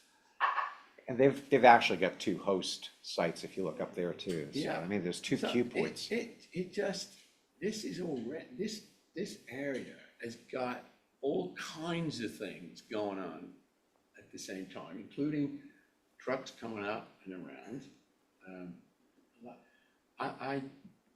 Mr. Chair, I just don't see how that's really going to work. Now, I'm not sure what we have to say about where the tables go. I just think that that's a very nice picture that can't really work. But Thank you, Tom. Anybody else? Yeah, I have the same concerns. Same thing, I think that along Easy Street. I think the same thing along Easy Street. If we could eliminate those 2 tables and have like benches or something, someplace where people sit, stand, whatever. But I know this, you kept up on all your permits and everything like that, but I'm having a problem not having ADA access. There's not a lift, a ramp. I mean, I just really feel that's gonna be problematic where on a rainy day, someone, that's in a wheelchair or in crutches is gonna have troubles getting into this building. And that's really I'm having a problem with that. So, but I also feel like the same thing. I agree with what John was saying. I think some way to cut that off and have a gate there or something, or just everyone comes in. But I just feel like this right here should be able for people to sit. And then what that would allow is for anyone coming across here to not be able to get pinched or have to go into Easy Street with that traffic coming along. Plus, you have an 18-wheelers cutting in that corner. I think it's just gonna be really dangerous and hazardous. So I'm not really up for any dining on Easy Street. I'm fine with benches along the wall. I think that would be fine, but I mean, those are kind of my concerns, so. And the trash, like how that's kind Yeah, of going. that- That is like a major, Yeah. Are you done? yeah. Yeah, for me, I agree, for the most part, with my fellow board members. I especially don't care for this. How do I turn this thing off? Just make sure you're not looking in. There you go. Oh, yeah, put that there. This table I have a problem with. I think it's, to have people pull into their parking spot and look right at a table. I don't think it's needed. Really, for me, a restaurant of this size with this many seats, and granted, I realize that they may not be full, but if they're asking this many seats, we have to assume at some point they're gonna be full and it's gonna be an issue. And for a restaurant this size not to have dumpsters, something this size needs probably 2 dumpsters and some recycling bins. And I think that they're not provided for anywhere on this plan, and the obvious place for them is probably here. And I'm not sure that you want seats proximal to where even though the dumpsters need to be dumped every day on a restaurant, it still has a certain odor to it. So I have a problem with all of these seats because I think you're gonna need some place for those dumpsters, and I think that's the obvious place. I don't think you can function a 200 200-seat restaurant with barrels that you wheel out from inside somewhere. It just isn't gonna work. So those are my problems with the seating plan as it stands. I'm more concerned about this portion and this portion than I am about this portion, but I don't disagree with the rest of my board members. Yeah, I feel like if the breakfast company has to come all the way across and way in the back, it has become really I think problematic. that is where the trash is, and I think Yeah. I think typically that's where it's been, and they roll the dumpster out when the trash can comes from down in here somewhere, and roll the dumpster out. So I don't want to take away your seats, but I also think that it needs to be a functional restaurant, and from our point of view, we have to assume that all your seats are going to be full. We can't say, oh, he'll never fill the place up, don't worry about it. I think that's irresponsible of us. Midsummer on a rainy day. Yeah, so so I think that, and I know that you guys, I know you're open, and I dined there the other night, and I was pleased, it was a good product, but I think that for this seating plan, it needs to be readjusted, before you're gonna get an approval vote out of this board as it stands. Yes, Barry? So let me ask you a question as well, too. The capacity right now for the restaurant is at 153, is that correct? That's what it traditionally was, yes. I'm sorry? That's what it was for many years. Has any of the boards or commissions allowed this to go up to 200 seats, or are you coming before this board requesting that the seating be increased to 200? I'm a little fuzzy on that. We do not have approval from other boards for 200 at this time. So you're requesting this board, am I hearing that correctly, to allow 200 seats? Yes. Okay, great. Which, With that said, okay, again, I was a little unclear, and I just wanted to make sure. I'm not inclined to think that an additional 47 seats is a really good plan for this site. Again, I'm really concerned with how this whole thing is supposed to function with how the public is interacting into this area as well, too, as well as traffic. It just seems like it's inviting a bigger problem with more people being there. So I'm really concerned about it with that. If you're granted 153, then so be it. But that's just my opinion, is that that's inviting way too much more pedestrian traffic in when there's these high levels of conflicts that are occurring. So that's my opinion. Thank you. Thank you, Barry. Is there anyone in the public? No hands are up online. Yeah, I don't think, in all fairness, Barry, I don't think that we can use their lack of endorsement by other boards as a. Go ahead. I hear what, I'm not even remotely suggesting that. Okay. I just wanted to be clear as to whether this was already done through a different Oh, board. okay, just so we had a little, Or feedback, whether that they were requesting this board to be the granting authority to increase by an additional 47 seats. That's where I was. Are you against all 47 outside seats, Barry? I'm concerned that the additional 47 seats, if they were inside, that might work a bit better, but again, you can't mix inside and outside here. But what I am saying to you is that the amount of pedestrian traffic that may be coming to that site will mount even further up with an additional 47 seats. And now I'm back to again, what does this thing look like when it's running in full operation with everything else that happens in that area in full operation? Yeah, and does that make sense to you? It does. Well, what I'm trying to get at is, if we ask them to come back, would you be comfortable if they came back with a plan that showed, and I was just trying to count them real quick, with with 25 extra seats instead of 47 extra seats outside. Depends If they upon- were distributed It depends. in a it more depends- sensible way. It depends upon what the seating arrangement is that they're looking at. Okay, because we need to give them, we need to be specific. Right, but it's gotta be up to them to decide what that looks like, even if we were to stay firm at 153. What is that gonna look like? Well, I think by what we've said, that that I think that it would be helpful if they came back and showed us where their rubbish is gonna go and their recycling.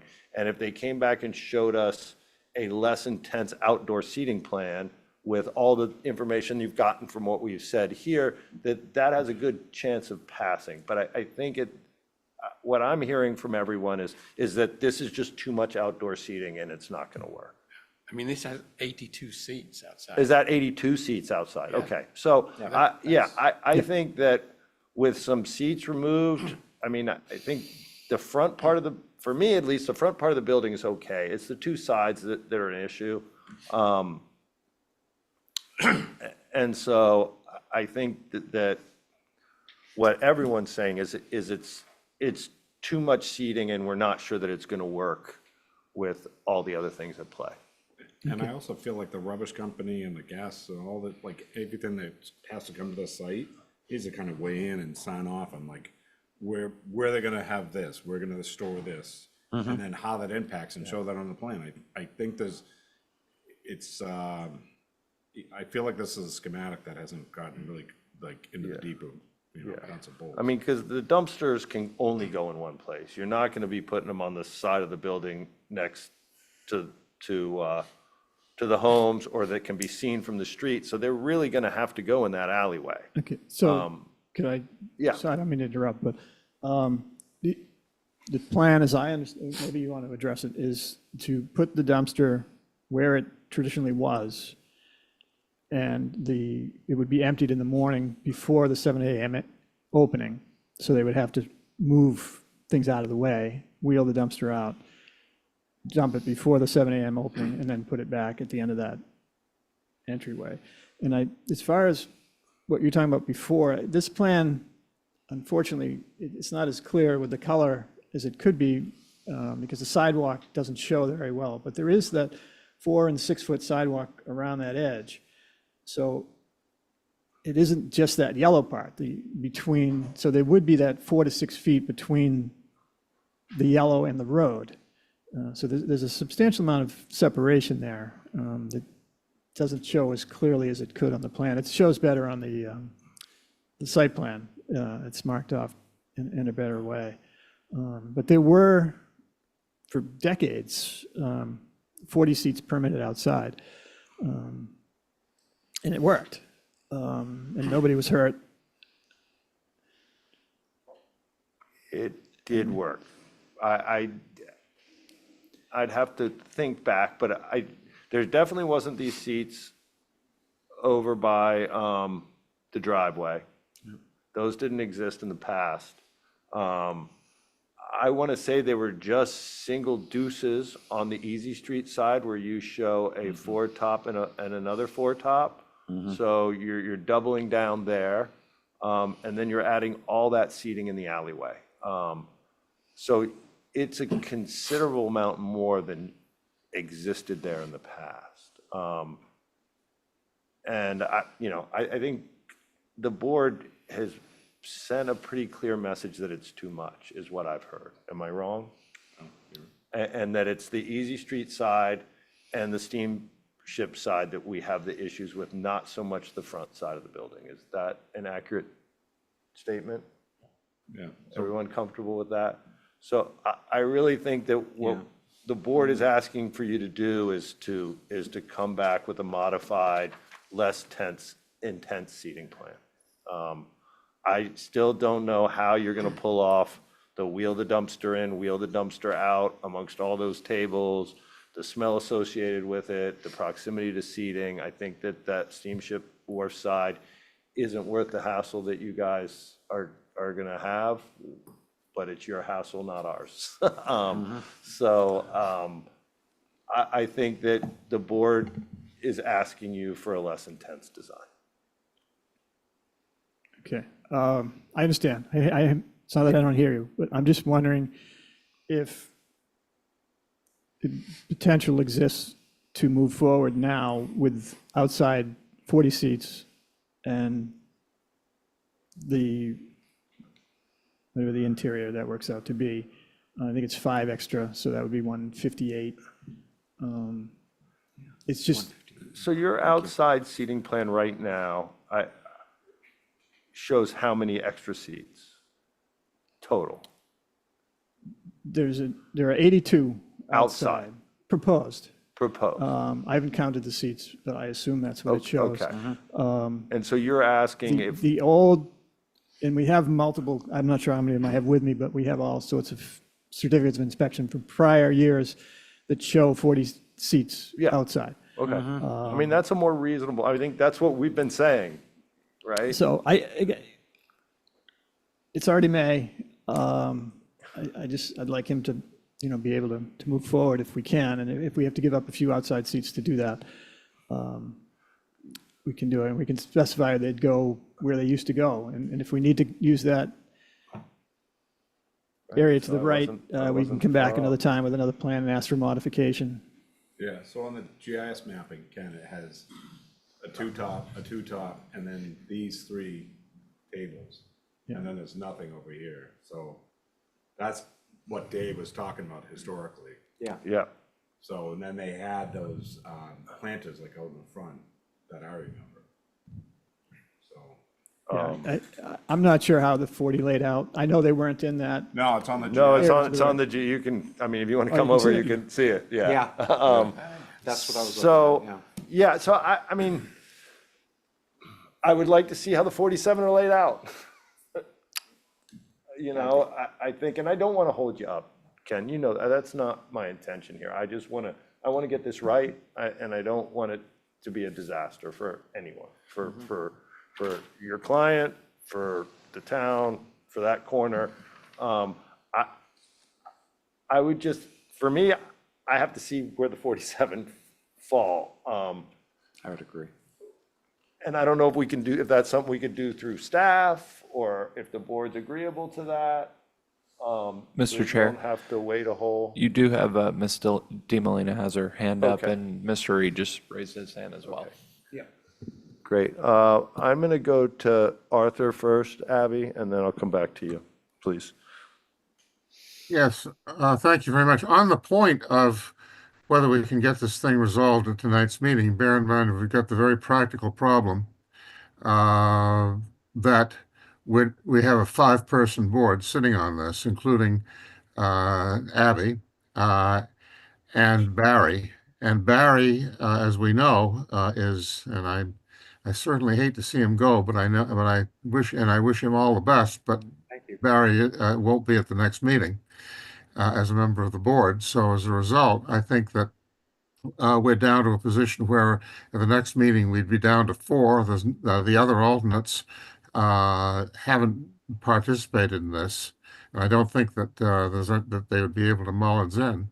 So the result is that if we don't get it tonight, we'd be in the precarious position of having a 4-person board and requiring a 4-0 vote at the next meeting, which is always a position that I hate to be in.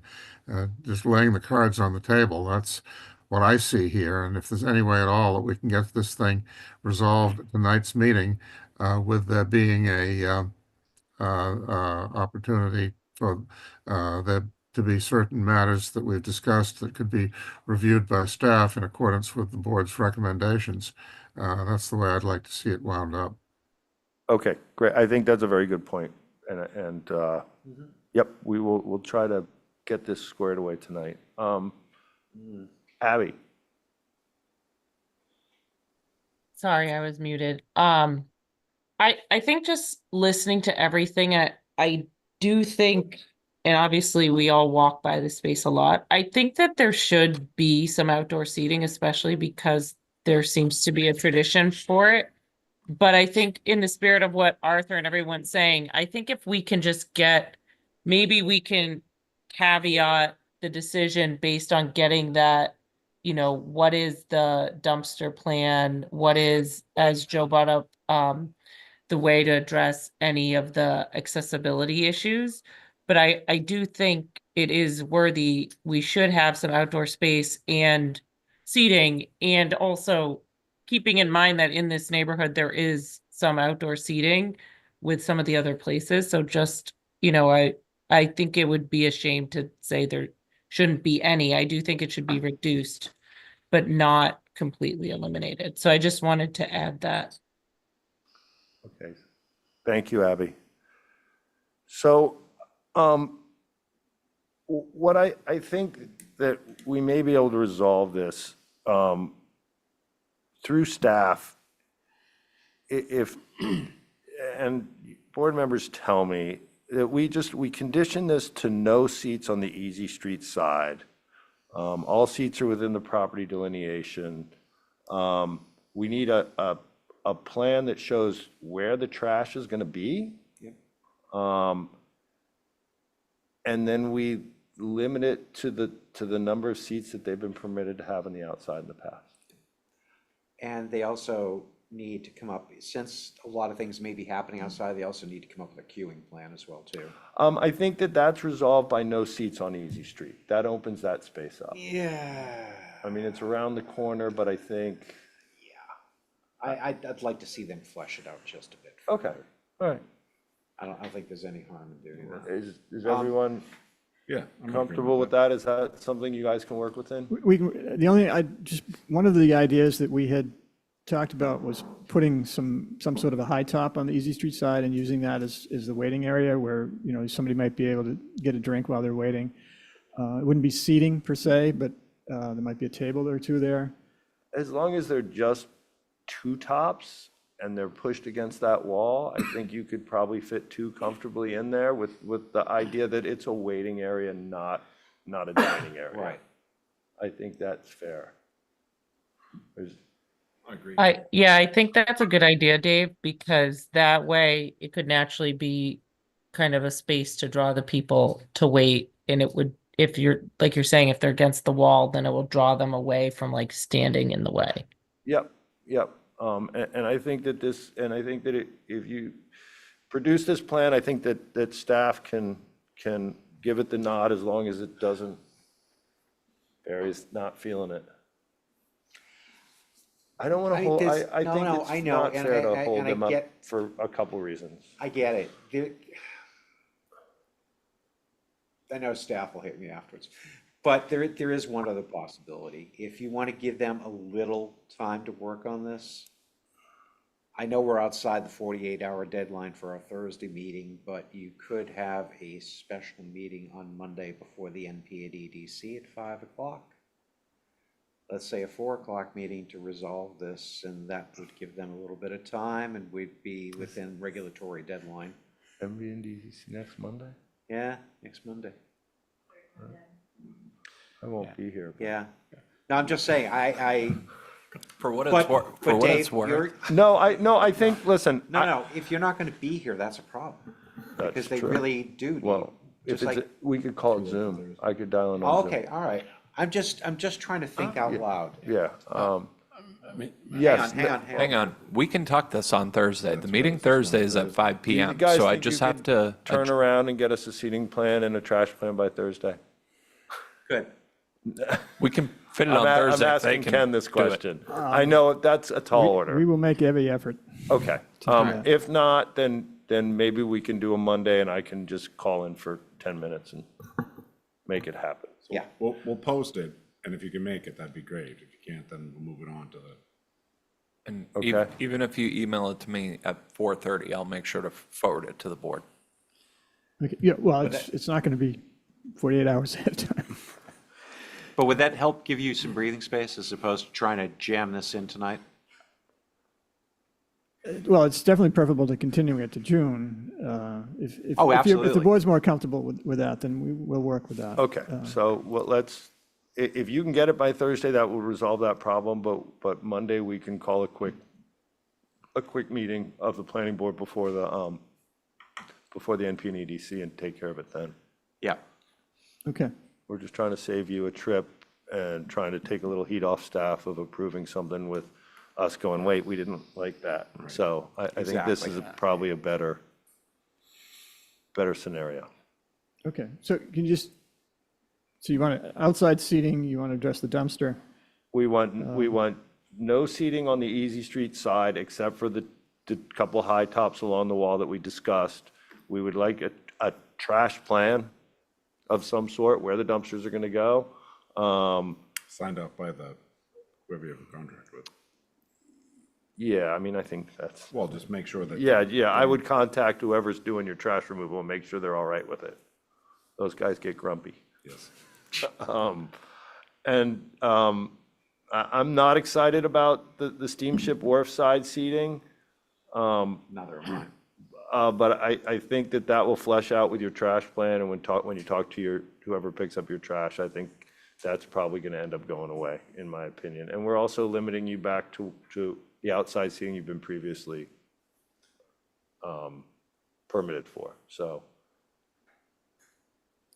You just clear, so you're looking for 40 seats outside? Whatever the previous that outside was the prior permit number. was Yeah. for, Okay. right? Can we confirm whether it was 40 though, just to be? Yeah, if we could just confirm, I think. But that would have been part of their 153, and again, here they are asking us for 200, and I think they would like something in additional to the 153. Am I correct in that assumption? Yes. Okay. As submitted now, the increase in interior is only 5. Right. And I'm not sure if that would change. If we're reducing the outside to 40, I'm not sure if the 5 additional would change or not. I think we should just, the outside should be permitted as it has been previously permitted, number-wise. Are you not comfortable with that, Barry? But what is it? Does it have to be the same total number though, Barry? I'm not worried about the That's- same total number. Yeah, that's what you I'm saying. would- I think as long as the outside is less 40 or less, right? Well, right now, their interior seat count is 118, right? And Yeah, their exterior seat count is 82. so we're cutting that in half. So, but they're permitted to 153. Okay, so even if you cut that 82 in half, let's just make it 40 just for the fun of it, 158. So they'll be asking for like 5 additional seats. Are you following my math real quickly? Yes. Yeah. That I wouldn't have a problem with. Okay. Yeah, I think like you're saying, as long as it's not 200, I think it's fine. Well, what we're discussing now, I think, is just the outside seating. Yeah. That's the issue that we have here, is how their outside seating is laid out. Right.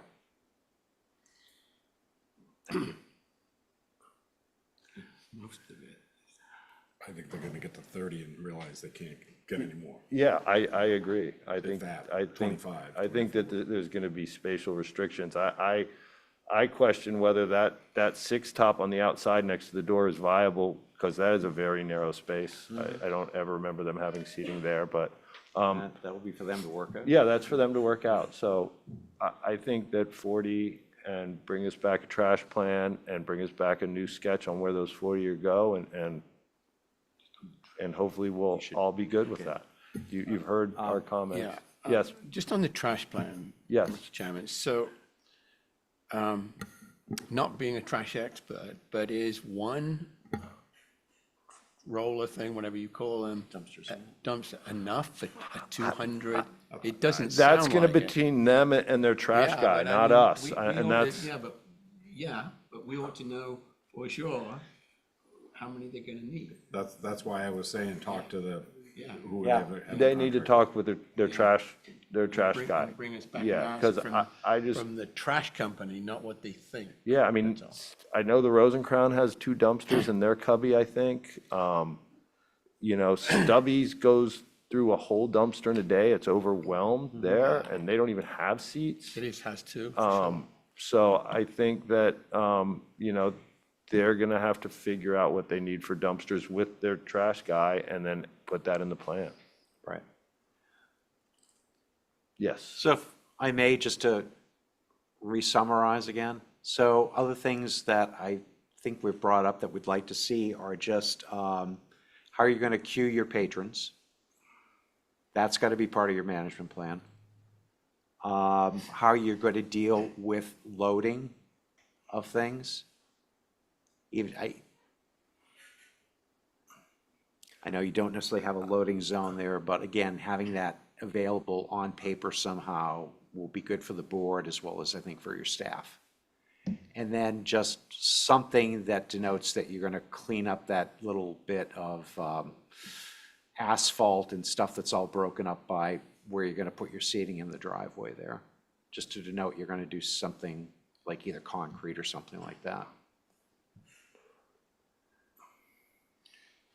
All Yes, this sir. is not for the meeting though, is it? Because if it is, we should be deferring this till the next meeting. No, There's no no, way they're I'm gonna. not. No, we're not doing this tonight. We're going to give them the opportunity to make this right Okay, before June. that's it. I think it's only fair.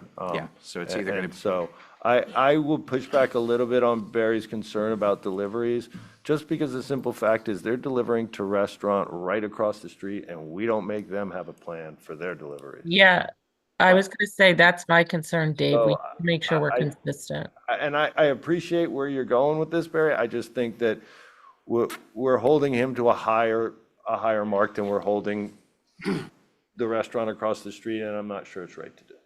But there are loading zones if you go up easy, by Steamboat Wharf, right? No loading. A little further up. No by- loading zone next to Surfside, and they regularly double park or park along his restaurant to unload there, and that's a but- police department issue, or that's not our issue. I hear that, but the idea that you may have a Cisco truck there for 30 minutes doing an unload Yeah. whenever they feel like it, Well, that's the problem. with, again, the steamship trying to move trucks back and forth off that site, regular vehicular traffic, and then just your pedestrians as well too.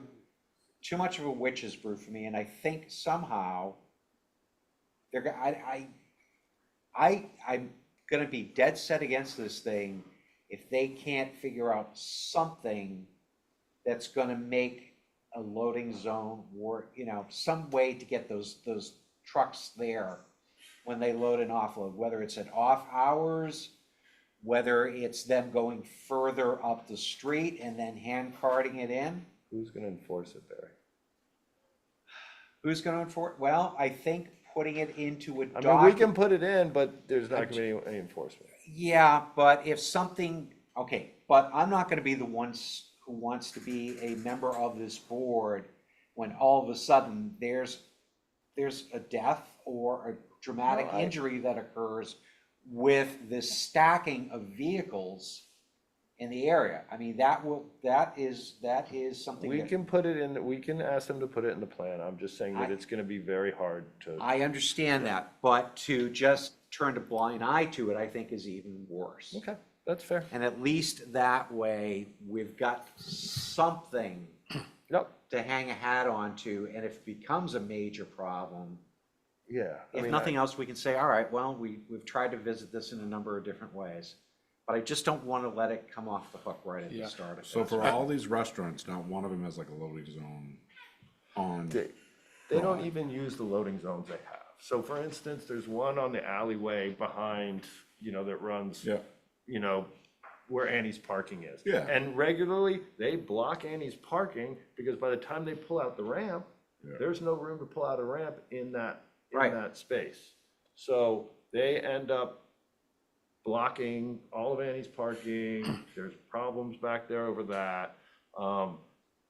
These guys have the hardest job, I think, on the island. No, I mean, And listen- wherever they decide to pull over and get their stuff off, they're gonna do it, no matter what we write in a management plan, or no matter, unless the police are down there telling them to move on.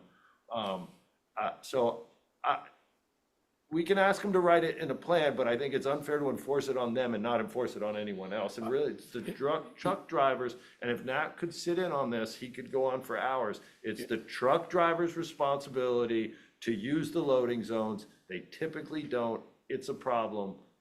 I don't know that we can resolve that with one application. No, and I understand that, but on the other side of the coin, what that should begin to do is stimulate some dialogue, like with traffic safety, for instance, or the police department, or the select board, to be able to say, we have a problem that's mounting further. This will be in addition to the problem, not a subtraction or a neutral part of it. So I'm not saying that we have to necessarily resolve it, but I think documenting it is a major step forward in that process. That's all I'm saying to you, I'm is not that. opposed to that. Yeah, Mr. Chair, I really agree with Barry, because I think what makes this different to, say, whoever is across the road is the fact, if you think about this as a logistics problem, you've got the in of stuff coming in and you've got the trash going out. We shouldn't just look at one half of this. We should look at how they're handling the complete supply chain of that restaurant, because at 200 seats, that's huge. And one of the biggest, so I'm with Barry, we need to see both. How it gets enforced, okay, that's another issue, but it should be enforced. I mean, maybe it's time to get serious about enforcement. I think that we can only hold them to task on things that they can control. I would agree, but by having them document it, it just will bring it a step closer. That's fine, I have no problem with that. You see where I'm going. All right, so let's be clear now, okay? We need a trash plan, we need a delivery plan. We need a new seating plan with no seating except for the two high tops we discussed on Easy Street side. We want you to show seating for what you were permitted to have outside before you came before us for the enhanced seating outside, which sounds like it was 40. We can go back and dig that up if we need to help you get the exact number. Am I missing anything? Yeah, queuing plan. Queuing plan. And then also them just kind of straightening up that little bit of sidewalk, I would call it. Okay, I'm not right? clear, is that sidewalk next to where the dumpster would come out of? I Is think that at the alley, kind of their back, that steamship authority side? that alley that they're proposing to Okay. put seating into, if you look at it right now it's pretty broken. The asphalt there is really pretty broken. Within the yellow, on their property? On their property. Okay, all right. Can't make them do anything Okay. outside of their property. Yeah. But that little stretch, even though it's 6 feet, Okay. would be Well, a I mean, big if they, difference. yes. Okay. Yeah. Okay, understood. Just, I think in your materials, there's at least one certificate of inspection that shows the breakdown of the seating, that shows the 40. Okay. We can submit more if you'd like, but Can there's no we- question that that's what it was. We operate on the trust model Well, here. you have one year anyway, so. Okay. Great. And All right. just not pretending to you, but why we were talking about this conversation, if staff or someone could reach out the town and kind of look at, 7 or 8 restaurants along this street in this one area, if there Right. could be a designated spot Yeah. from 7 o'clock in the morning till noontime or whatever, 10 o'clock, whatever it would be- is. You know who we talked to about that. Yes. And then, before I forget, the only last thing we should probably throw in is, do you want to do like a review in March of next year?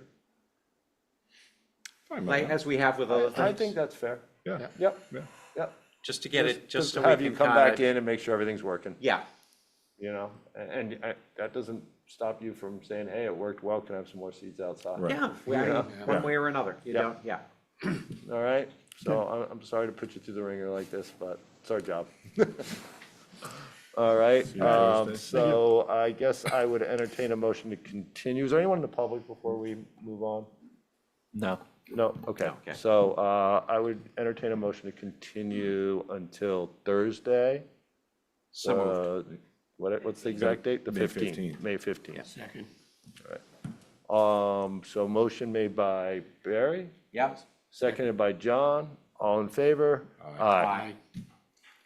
Thank you. Have a Thank nice you, evening, everyone. gentlemen. Mr. Lowell. Welcome back, Mr. Lowell, AKA the Messiah. Okay. Or the king of loading zones. Did I do good? There you go. See, you don't think I pay attention? Don't weigh in, don't weigh in, don't weigh in. Don't say a thing. Don't say a thing. Don't say a thing. All right, let's give Barry a sec, if that's all right. Yes. Okay.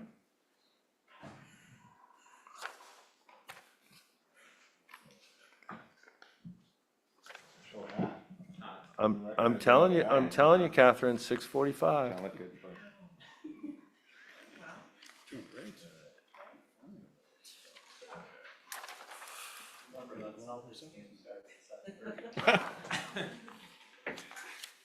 Isn't the Stanley Cup playoffs on? Yeah. Who, the basketball, what is that? I don't want to see a brick show. The Bruins were in it, I'd care to watch. Yeah, well, the guy we traded away is in it. Actually, there's about 3 other players on that team as well. I never rooted for the Tampa Bay Buccaneers. Florida does a really good show. I went down there one time, I couldn't believe it. Steve goes to a lot of games. Yeah. Good great Steve. We're just, Not the Hanson brothers, it's Spider. yikes. You know what I did? I grabbed one of them, and the other one grabbed the spider better. So like a Horton? statue. Yeah. Oh, Jesus. I went to go visit him down in Tampa. All righty. We are on to 27 Old South Road LLC, 27 Old South Road. Dan Malloy. Evening, Dan Malloy for the applicant. So if you recall, we were here last month with a sketch plan to get the board's input on this application. So the application is a special permit. 27 Old South Road is connected to Rupert's Way, which you also acted on at last meeting in terms of bringing this property into the Rupert's Way subdivision. So we're before you this evening for a special permit. The special permit request is to ask for 2 additional dwelling units, 1 parking space waiver, as well as waivers on dimensional requirements for driveways. So trying to go through the whole thing in some detail. So you're seeing a lot of things in front of you, obviously. So the overall project entails 7 buildings. Let me break it down. So you're looking at 7 buildings. The first building is intended to be a multi-use commercial residential space, with the remaining buildings being strictly residential apartments. The uses would be mixed use, something in the front building. Apartments, when I say apartments, individual units, not apartment buildings. And the special permit we're asking for, under the zoning, you're allowed to have 1 unit, a dwelling unit, 1 unit per 3,000 square feet. The board has the ability to waive that and allow, in this case, up to 2 more units, because the lot could be subdivided into 2 lots. So the lot is 16,408 square feet. So by right, they're allowed to have 5 dwelling units. So we're asking for relief to allow 2 additional dwelling units. That's one part of the application.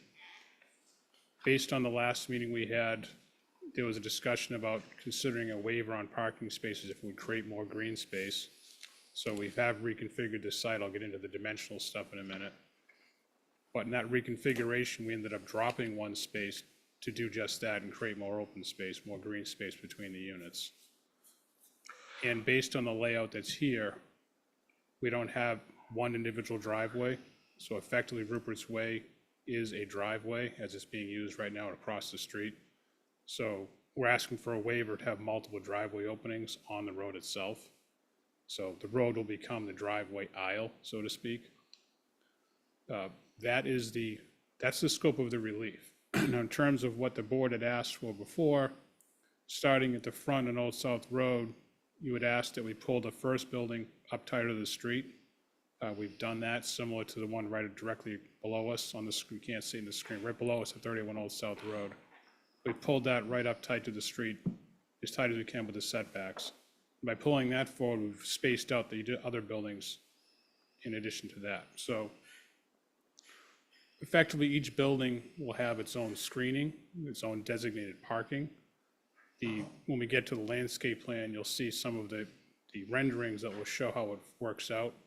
We've also added the stairwells to each building. So each unit now has its own basement storage space. So I know that was a concern, question that the board had as well the last meeting. So we've put this together, and the renderings will illustrate a little cleaner than the black and white plan. But what we've tried to do is take everybody's comments and flush them into the proposal. So, like I said, so the front building will have 5 parking spaces between the commercial space and the residential component.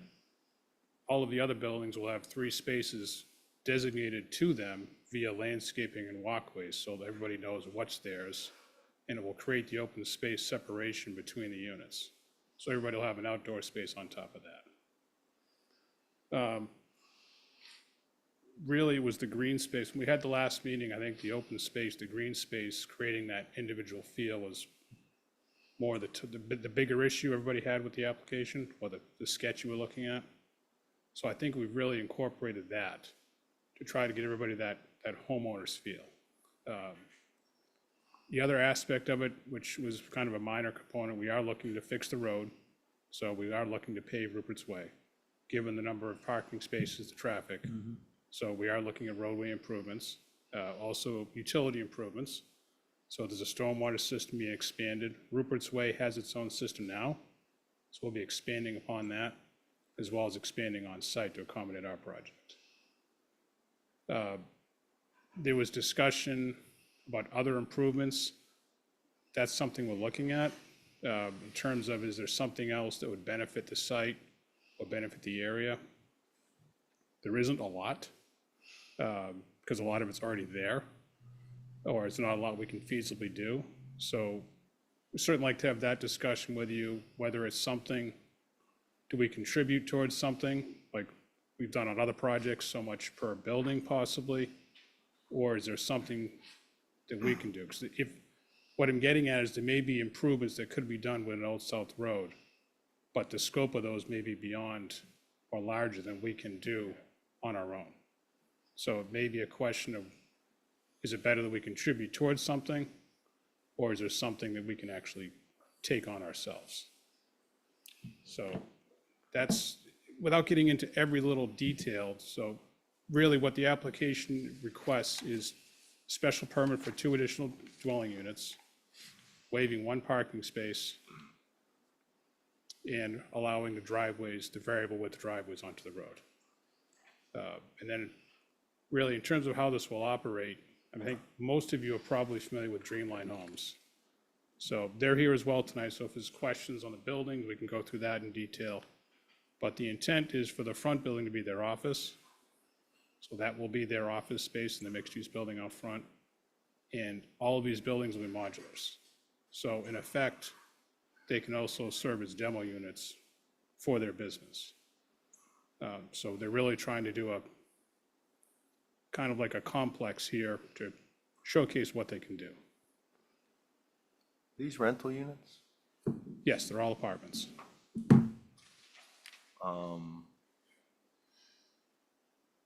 Well, I mean, that's possible. Year-round restrictions in the cards? So we'd like to talk about so we're asking for waivers, we're asking for relief on 2 units. So would offer to restrict those 2 units we're asking for relief on, restrict those to year-round use and no seasonal dwellings.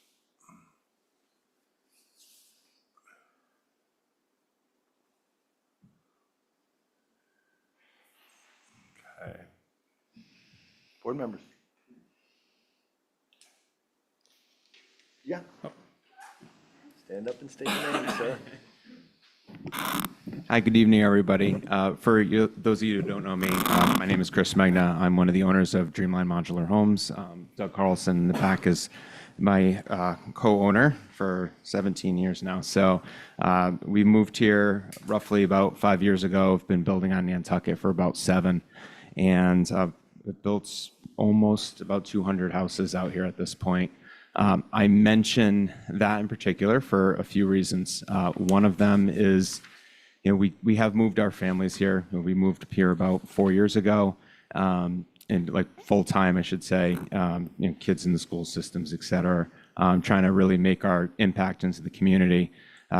I personally work on the front end of the business, which involves sitting with clientele, and out of the almost 200 houses we've built, 180 out of those 200 have had some sort of discussion with as far as their quality of living. And I think the last meeting that we had and the preliminary feedback we got and we received was the quote unquote quality of life. So what we've tried to do in this, what we're showing you today, is trying to showcase that. As Dan eloquently mentioned, we're allowed 5 apartments. That is also, it's 5 apartments and our commercial space. So one of the aspects of a streetscape as far as Old South is concerned, that was one of the bigger changes we made, is we made our commercial dwelling and where we're going to put our office more of a 2.5 story just from the streetscape of Old South Road, of what you're going to basically be seeing from Old South off of that end of it. Because of that, it's Doug and myself, as far as we'll call it the principles of the constant discussion with our clientele. We don't necessarily need a second floor, so we assume that would be a really great place for to put an apartment, something for our housing needs as well for some of our employees. And then the second structure is a pretty narrow 13-foot by 30-foot dwelling that's pretty much going to be our other ask of the two dwellings, as far as an apartment over our commercial space, and then that second dwelling that you're seeing there. We really are trying to keep that within our Dreamline team, I'll say, but it is going to be more open for the year-round housing discussion, as you kind of mentioned. I did just want to address a couple quick points that Dan did mention as well. The spacing of the units, we've reduced just basically the massing of the units themselves and the proximity of how close they were. If you go down Rupert's Way now, you'll see there's more open space in between the buildings, which is what we tried to achieve here. Really giving everybody a 13 by roughly 35-foot yard, easily enough for a patio, grill, putting for a seating area to be able to be outside and seating there. Not necessarily on this picture. Billy, would you mind scrolling down maybe like 1 or 2? Thank you. I feel like this picture really illustrates what we're trying to accomplish here, which is individual units that are apartments. So instead of having a duplex or something similar, I lived in Boston for many years, and I know what it feels like to share a wall. I'd come home at 9 o'clock at night and I play the piano, and I can't. Because I'm sharing a wall with somebody. So I think the idea of the quality of life aspect of having your own individual space was really important to us. And it's something Dan mentions that we're going to be building these, obviously. So it would be wrong if we didn't. So it's something that we're looking to make look really nice as well. And it's going to be something I'd like to point out the back window and say, well, take a look at some of our houses and what we've done. So it's really trying to identify each individual unit as their own. They are rentals, and giving them their own green space on each side on the left with designated parking, individual arbors, and kind of, and then, one of the things to address too is the idea of storage. We're going to put walk-down basements just to be able to, to have easy access down into the basement for storage and everything on that end of it as well. I just want that's all I had. So thank you very much. Great. Thank you, Chris. Appreciate it. Thank you. Might be calling you back up to answer some questions. You good? That's it. That presentation's done. Great. Board members, concerns, questions, thoughts? Yeah, I just want to get back on the stuff Dan was talking about, the donation thing. And Meg, are you still on? Sorry. I'm here. Right, okay. I'm not even sure if you remember this, but there was a plan to bring the sidewalk all the way from the planning office to Young's Way, and that was before the meat and fish. I don't know if there's an account for that. Mike knows about that. An account meaning from other donations into that. I don't actually know where that plan sits at the moment. I think it had something to do with one of the articles that failed with Newtown Road stuff. It was all kind of mixed together. But that's the most important thing. I mean, they're doing, all the work's already done. They're gonna be doing the paving. The drainage, I'm assuming, Dan, ties into having asphalt versus So we're where it tying currently in, is now. we're expanding the Rupert's Way drainage system essentially to account for our expanded site as well as Right. stuff on our site. So it will be accommodated. So you're improving whatever's there, which is new, but wasn't designed, or maybe it was for asphalt and more water directly going into that versus percolating. So, but that sidewalk, I mean, since that discussion from the original plan, it's been a little while. I don't know exactly what year, but Yeah. that to me is like the only thing worth talking about as far as from this project. What else is there?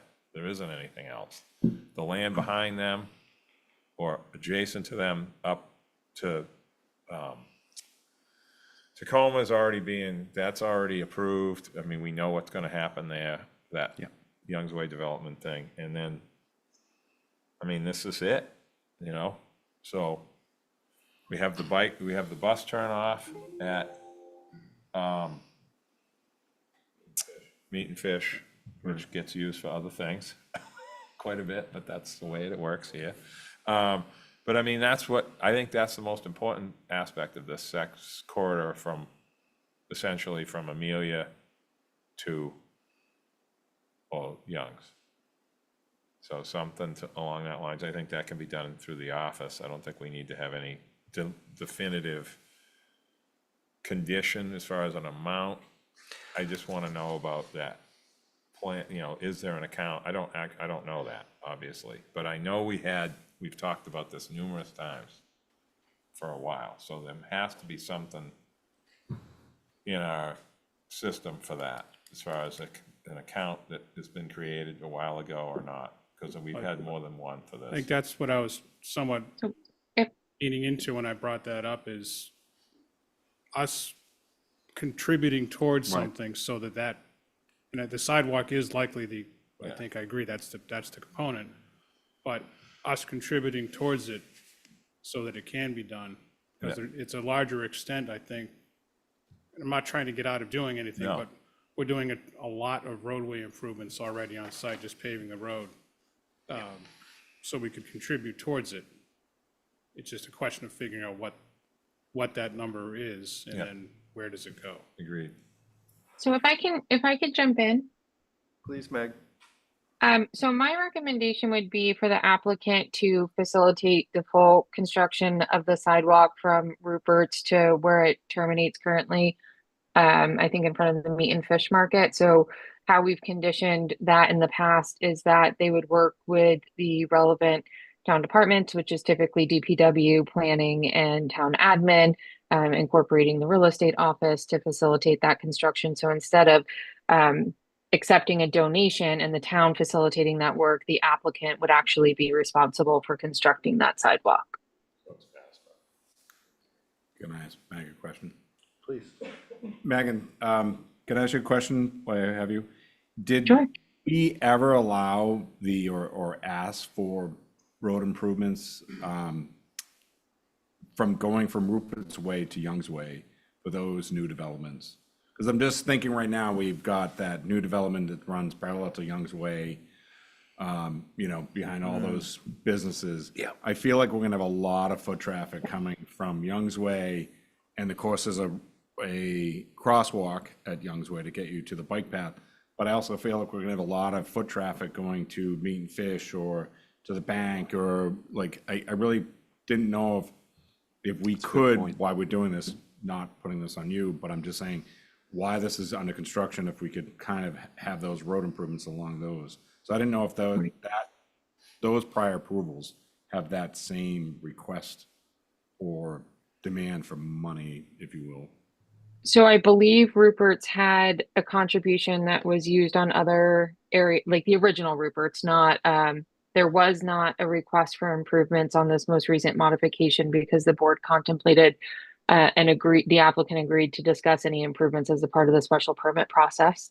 The original subdivision I believe had a financial contribution that was utilized for other area improvements. So it's my recollection, though I'd have to go back and confirm in our accounting software that those funds are not available. The project at 33 Old South Road did not include a connection point because if you recall, the only part that was before you for the subdivision to be developed actually doesn't come out to Old South Road. It spills out onto Tacoma. They do have an interior sidewalk that they'll be installing for their portion there.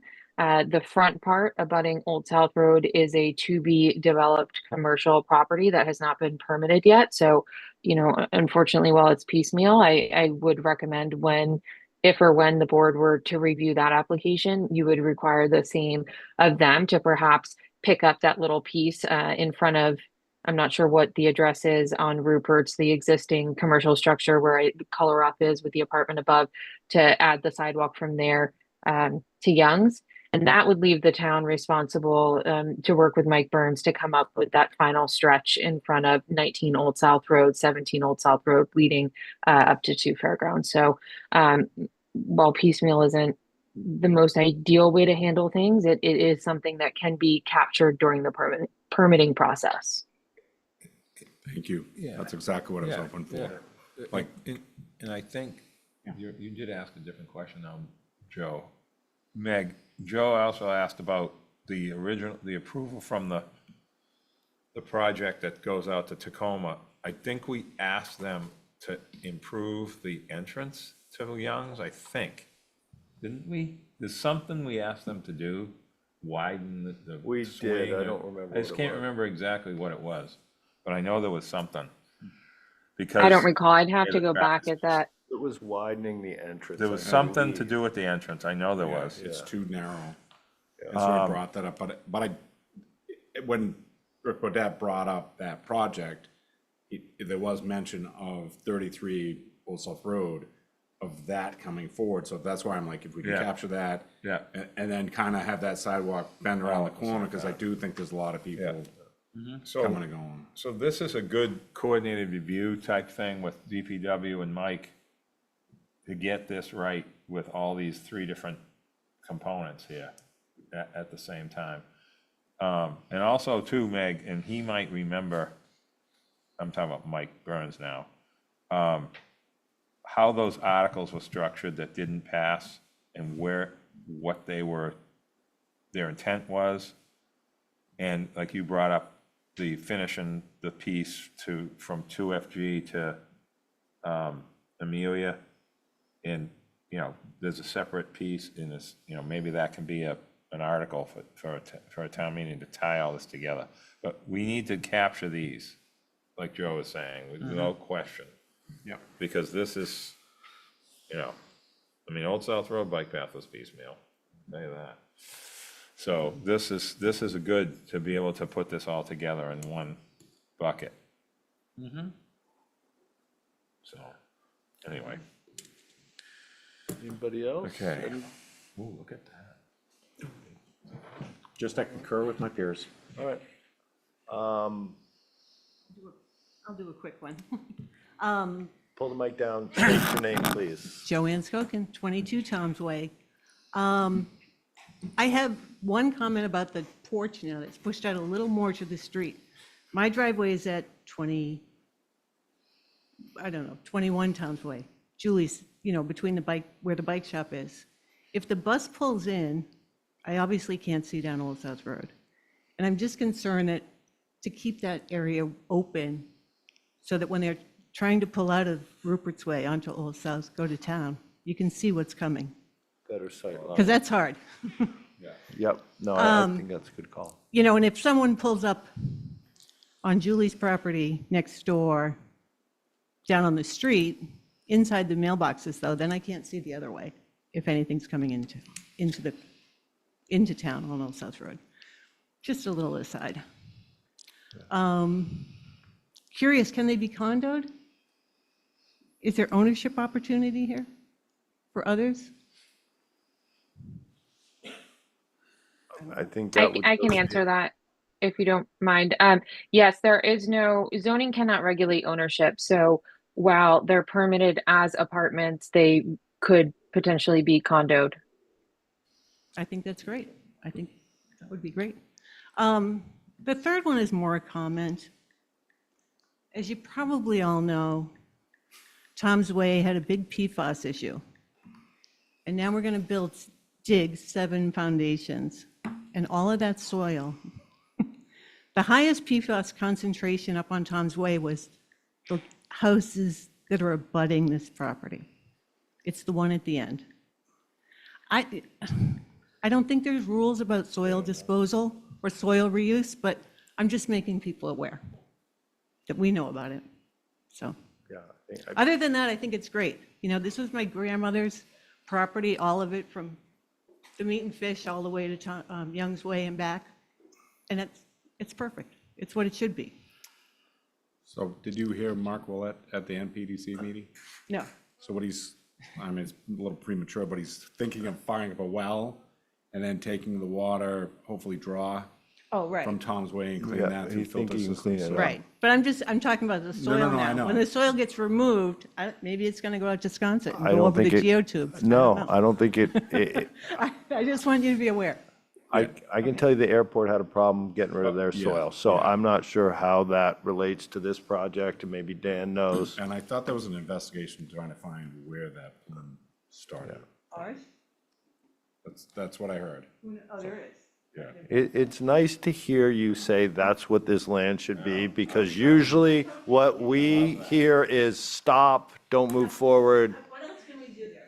You know, no one's. No, I'm just saying, I appreciate it. I appreciate it. Yeah, yeah. Thank you. Thanks. Thank you, Mr. Chair. Good evening. Emily Molden for the Nantucket Land and Water Council. Maybe that was an interesting preface for my comments. She kind of tied you in a knot, didn't she? I do have a number of questions and some concerns about this proposal, which I do think is overly dense for this site. And I'm having a bit of a hard time wrapping my head around how it can be justified through the zoning code for a couple of reasons.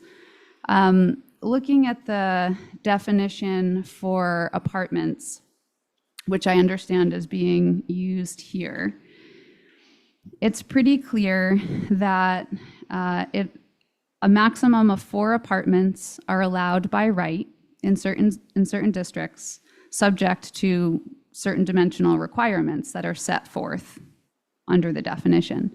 So for the CN zone, that is 1 dwelling unit for each 3,000 square feet, as you heard. So I believe this is a 16,000 plus square foot lot, which would allow for 5.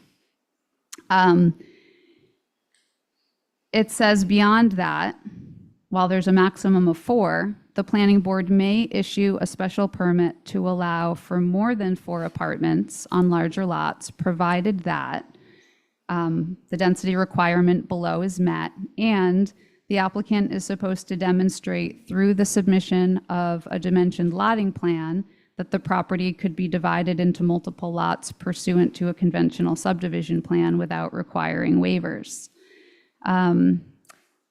There was a couple of years ago at town meeting another addition added to this definition that says that the planning board may waive the lot area requirements as set forth in the schedule above through the issuance of a special permit based on the finding that not more than 1 additional unit would otherwise be allowed. So per the dimensional requirements, that's 5 plus 1, but then it says not to exceed a total of 4 may be constructed. So there's a clear purpose and intent in the bylaw and the definition of apartments for not more than 4 on a lot.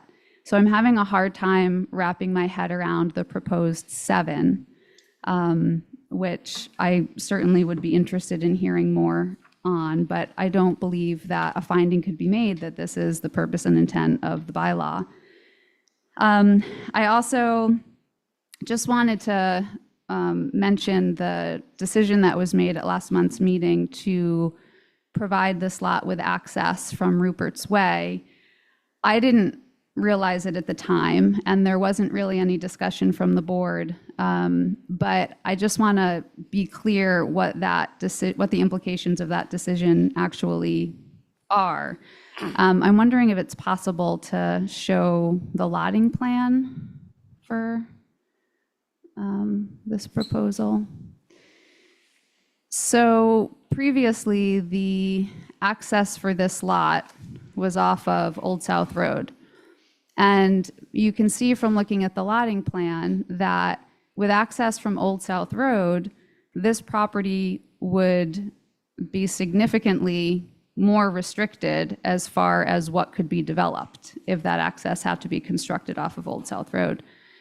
With access off of Rupert's Way, which we know was never the intention of the Rupert's Way subdivision because there was the condition in there to not allow other lots to have access through Rupert's Way. But by allowing access, granting that special permit last month to allow access off of Rupert's Way has incredibly opened up the ability to construct a lot more on this property. And I'm not sure if the planning board was aware of those implications when it approved that last month or not. But I think that that should be taken into consideration. And if I'm understanding the definition of apartment correctly, that in order to surpass the 4 by right units, that the applicant has to demonstrate that it can be subdivided, maybe that's something that the planning board can consider when it's considering that submitted plan and subdivision application. I don't know that with the board's decision last month to allow access off of Rupert's Way, I don't think that that suggests that you would allow this lot to be subdivided off of Rupert's Way. I think that's a different question that hasn't been answered. And I would just ask the board to consider those things. Also, it seems that maybe for something like this, a traffic study might be important, and also considering the amount of impervious surface proposed within the wellhead protection district, that the town's consultant engineer should review stormwater management as well. So those are my comments, but I just don't see how these 7 units can be permitted. Thank you. Thank you, Emily. Megan, would you like to address that, please? Sure. So this lot is eligible through the submission of the lotting plan. I'm not sure if that was included in the packet or not, but they certainly they can meet the requirements with frontage and lot area for 2 lots. So when you evaluate the additional units, you have to look at it on a lot by lot basis. So with the 2 lots, that you can add an additional unit per lot, and that's how they got to 7. So the 5 by right, and then each lot is allowed an additional unit for the extra 2. In terms of the engineering review and traffic study, those are actually things that we are not allowed to require as a part of this relief for 2 additional units. That said, the applicant has on their own volunteered to work with our consulting engineer because it is related to the subdivision amendment that did move forward last month. So through that process, while independent, there is some interconnectivity that he's evaluating stormwater and drainage and roadway improvements for Rupert's Way. Thanks, Meg. Thank you, Mr. Chair. If I could just ask one other question that's a little bit different too. I also am trying to just understand how these freestanding apartments differ from primary dwellings or dwelling units. It's not what you typically think of as an apartment. I mean, they're basically cottages. It's a bunch of cottages. And I'm just kind of curious about these being constituted as apartments. It just seems to open the door for a lot of different types of development. So I'm just curious as to how this is different from a primary dwelling unit. So that's probably my final question. I guess the last thing I would say is, I don't know if the board recognized last month with that approval that it was essentially approving the ability of a 2-lot subdivision and the density that goes along with that.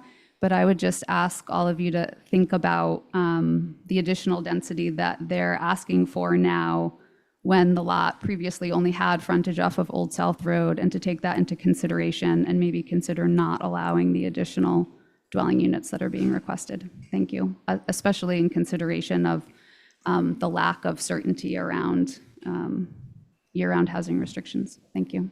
Thank you. Meg, do you want to address the apartment definitions?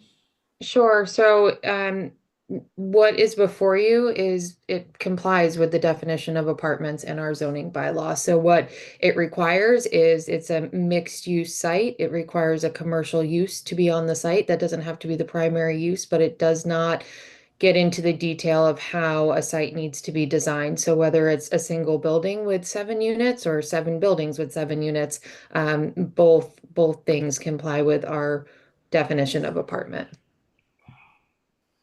Thank you.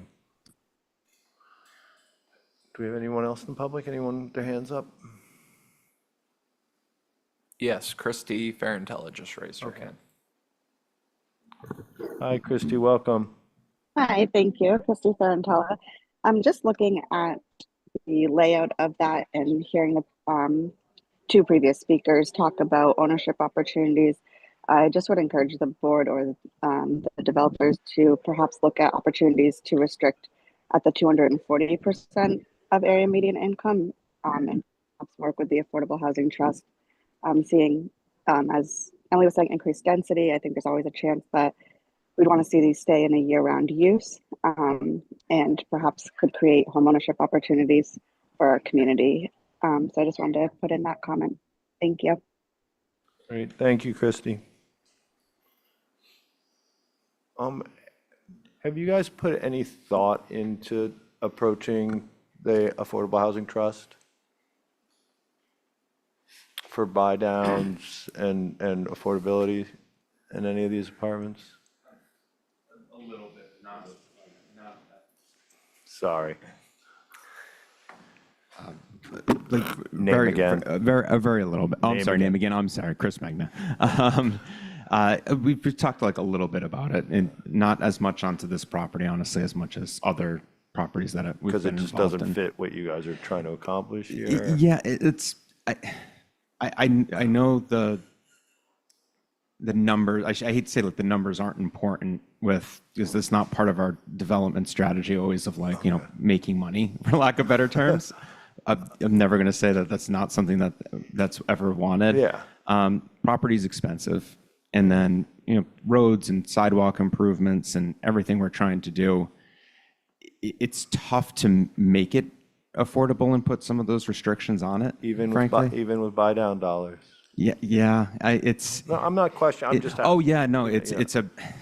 it's pretty complicated. I've been in talks with them on a lot of other projects. Yeah. Just going through it and different things that are, you know, going to be coming to fruition here, hopefully in the future. It's more complicated than not, I would say, from some of the affordability perspective. So is the intent on the units that you aren't restricting to year round, is your intent to be workforce housing style? Like you? I wouldn't necessarily call it workforce housing. It's absolutely, we're not trying to create a luxury, you know, compound here, right? At the end of the day. No one's asking for South Shore Road? Yeah. So yeah, we're definitely not trying to do anything that's like, that is going to be this thing that we're going to be requesting, you know, tens of thousands of dollars, like a month or week or whatever it may be. I mean, these are certainly, they're modest homes. They're 1,500 square feet, three bedroom, you know, to kind of go with what Emily was talking about. I mean, the reason we made them, to her comment of they look like single family homes, kind of what we were trying to do. So it feels like it's your own space and your own, you know, in your own dwelling. I just think that's really important. And you know, kind of addressing back to, you know, my career and life of what I've done with housing over the years here. I've had so many stories on Nantucket more than anywhere. You know, we did a lot of building off of Nantucket. If I have to hear one more person who's lived in a basement apartment with 9 people and no windows and, you know, shared walls, and you know, we've all been in the spaces. We've been in someone's basement. You hear everybody upstairs. we're trying to avoid that. This is certainly geared towards year-round housing. That's our approach, right? Whether it's firefighters or police officers or teachers, and had those conversations as well. So I wouldn't say it's necessarily, I hate to say it's not in the cards, but it's certainly things we're exploring more on the, of who we are, I guess, as people, of what we're trying to serve this purpose of what we're trying to do here. All right, thank you. I think for me, bigger picture stuff, I mean,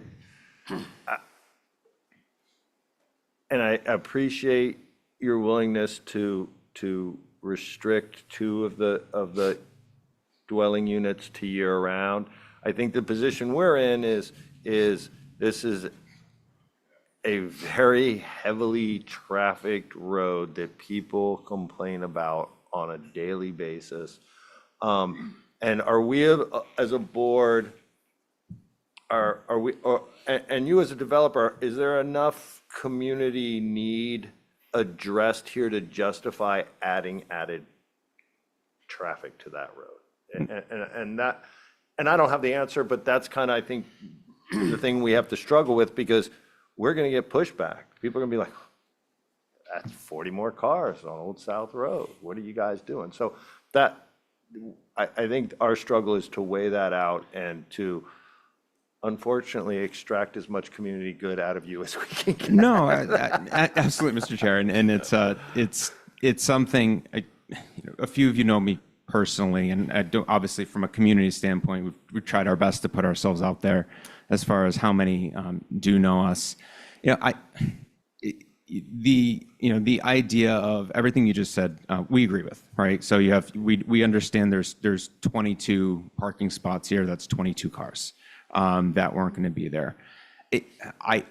I always look at it on the other side of it too, from the by right perspective, right? And what we're trying to do. The ironic thing is we have a commercial property and we're residential builders for the most part, right? So our office space is something that we want to be here. This gives us the ability to really put our foot in the ground as far as a community perspective. So to answer your question about community, this is our business. This is our lives. We live here. It's not something we don't want pushback just as much as anybody. We're going to have to police this more than anyone. We're going to be there. I think the other good side of it too is when you look at the property from a commercial perspective of transient aspects in and out. Our office, and I understand you got to think 20 years down the road too, and I hope I'm still here, but we're not a very transient office. I have an appointment a day. Most of the time I'm working from home, frankly, or on Zooms or whatever that may be. This is going to be more of a showroom style to us. It's going to be me that's basically going to be there. So I would also look at it then from the other side from a traffic perspective, it's kind of an ideal business where there's not a lot of businesses out there where you might have 1 or 2 cars at a business and it still be a viable project for some people. So I think that's maybe the other side of the traffic debate is, we're not going to have a lot of volume when it comes to the business side of it. Awesome. Thank you. Thank you. Board members? So, Meg, where are we? We got the Pesci review, We got a Pesci review to do. the getting the real story on sorry. Yeah, that was getting the real story on the sidewalk. Sort of. Let me get Meg. Okay, sorry. Hey, Meg. So I have on my list, we need to incorporate roadway improvements for Rupert's Way, which would be paving. And then, any additional detail to be provided by Ed Pesci. We would have the installation of the sidewalk from Rupert's. I guess is that when you're looking out at Old South, the left side of Rupert's connecting to Meat and Fish Market. I would recommend some sort of pre-coordinated construction review after the issuance of a building permit, but before construction commences. And then we'd want to hatch out the details on any sort of year-round restriction. That's what I have on my list. All right, That so, sounds about right.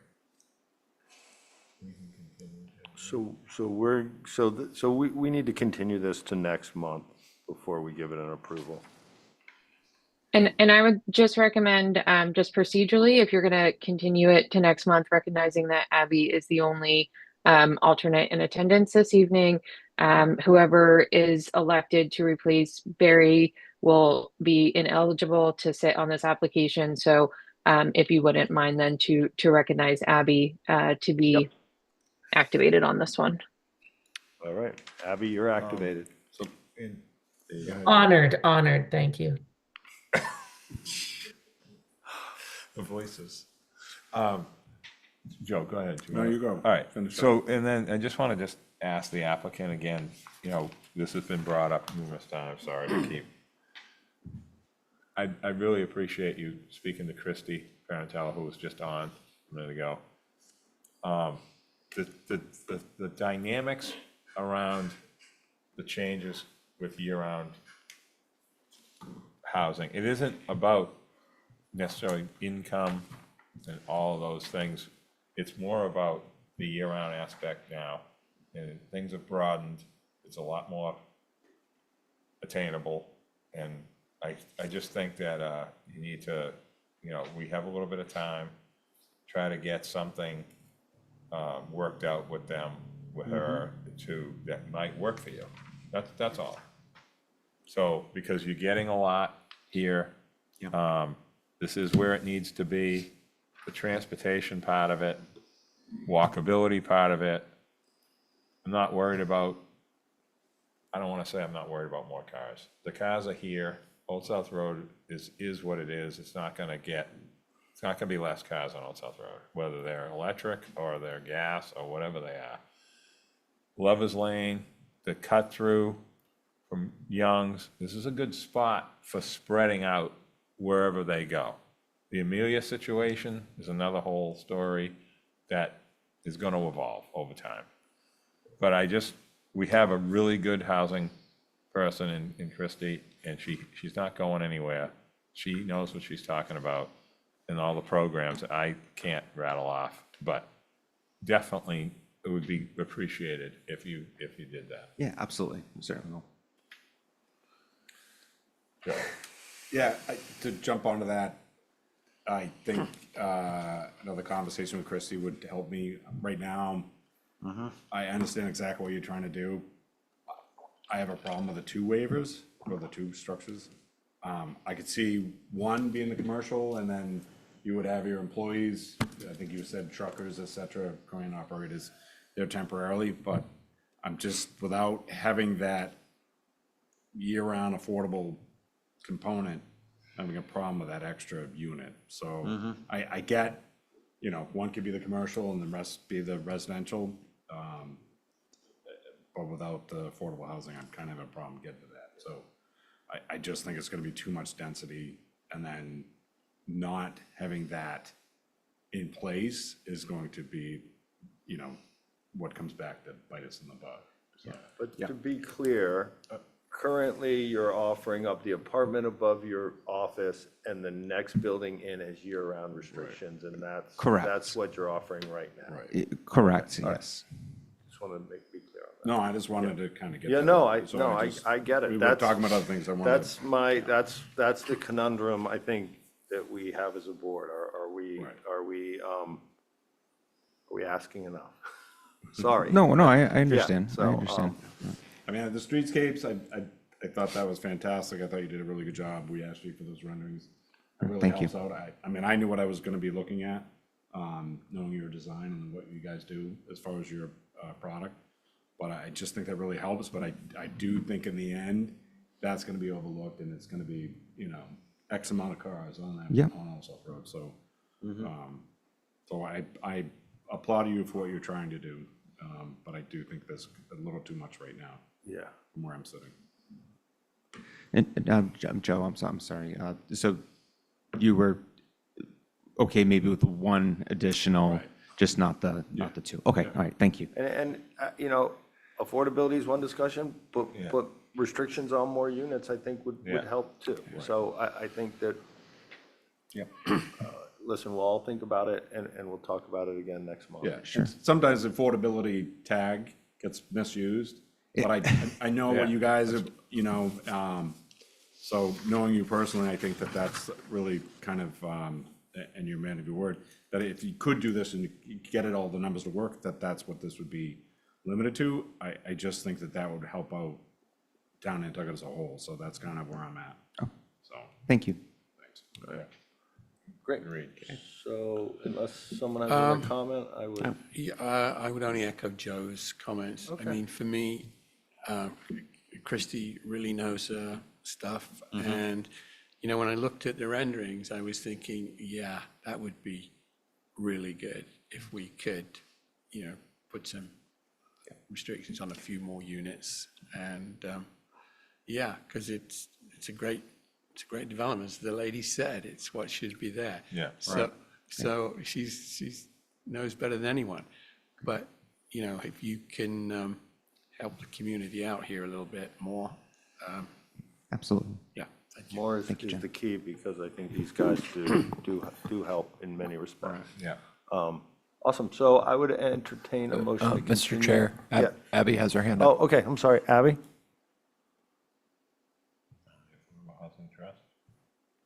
Sorry, I was muted. I was saying, since I get to vote on this, I wanted to comment too.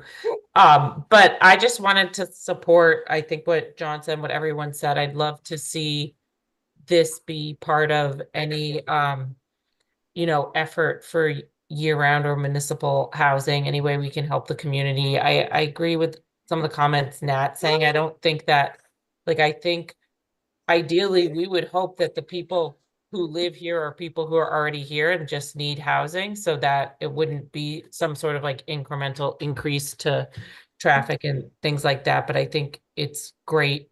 And as John noted too, I'm very encouraged to see, I think you guys know we don't always see a lot of neighborhood support. So when we see something like that, I think it's just really nice to see, because it feels like they really have listened to the community in the area. Great. And Jerry. I just want to concur with my peers, especially too where you're building at the moment is really an ideal location. Yeah. For this type of project, because you've got supermarkets close by, you've got a transportation system, including the bus close by. It's the right mix. Yeah. For that area. So even though I might not be here at this point, I'm going to still leave on that note of, I would concur with them that you really should try to work this out with them at affordable housing. Thank you. Thank you, Barry. May I make one more comment? Yes, Yeah. sir. From what you said earlier, it sounds like you two guys have got some great plans for the future in Nantucket that will benefit us as well as it will you. So maybe think about this one as a little bit of business development for the longer term, and give it a little bit more now, and, you know, the future will be bright. No, we do, you know, not, no, this isn't for this. We really do try to do everything we possibly can for local community, and we absolutely do. And this is no different than what we're trying to do here. So I think it's probably just more terminology than anything else to making everybody feel comfortable for what we're trying to accomplish here. They've been a great member or part of discussions we've had about affordability and development and structures, and it's been welcome, and it's been great, so.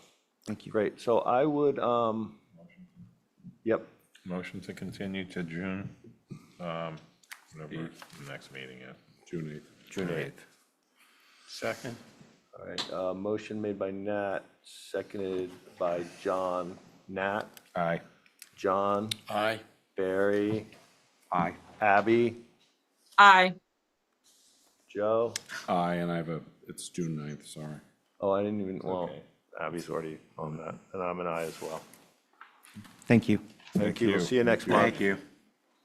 That was weird, too many names, but Sorry, whatever. I have to write them down. But next month, Yeah, she's on yeah, record. exactly. That's the- Yep. That's the positive. All righty, we are on to Ryan Conway, Little Isle Lane. Meg, can we discuss these together and just vote separately? Yeah. I 100% suggest that you do that. Okay, all right. They're entirely separate. They're going to be owned by two separate individuals, not in common control. So that's why it's not moving forward as an MCD, and they're two independent landscape contractor shops. That said, they're sharing the drainage, they're sharing infrastructure cost. Ed Pesci is reviewing this collectively is one project, even though it's two. So I definitely suggest you talk about it together. Yep, but two separate votes in the end. Yes, please. Okay. Because there are some nuanced differences between the two. So Okay. Sorry about your billable hours, Brian. Yeah. Sorry, Those have buddy. my presentation. But maybe we'll get to see. And the you guys are slides. welcome. All right. For the record, Brian Swain, attorney for Ryan Conway Landscaping, Inc. and Island Gardens, Inc. The principals, Rob Anderson and Ryan, are here. Megan did steal half my intro. So as you know, they are two separate applications, but they were designed to work harmoniously with one another, as you can see on the plan. The proposed improvements are that they would share a common driveway point, which we thought the board would appreciate, as it would limit access points along Little Isle Lane. What you see in yellow is the open area. Down the middle of the two lots, there will be maintained an open area buffer. That's not screening, but it will be part of the open area. Along the perimeter of both lots, that's where the applicants will either maintain existing vegetative screening or install new screening where needed, so that the perimeter of these two lots would be screened from pretty much all sides. They'd be using it for all customary landscaping purposes, parking their trucks, machinery, equipment, trailers. There would be some temporary ancillary storage of, stone, hardscaping, edging, that type of stuff that's used customarily in the landscaping construction process.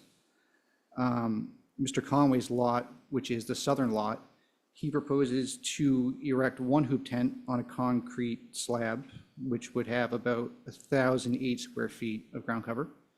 And Mr. Anderson would have two smaller hoop tents, one of which is, I think, 890 square feet, and the other one is around 300. So his aggregate total of impervious surfaces would be 1,196 square feet, and that would contain two hoop tents.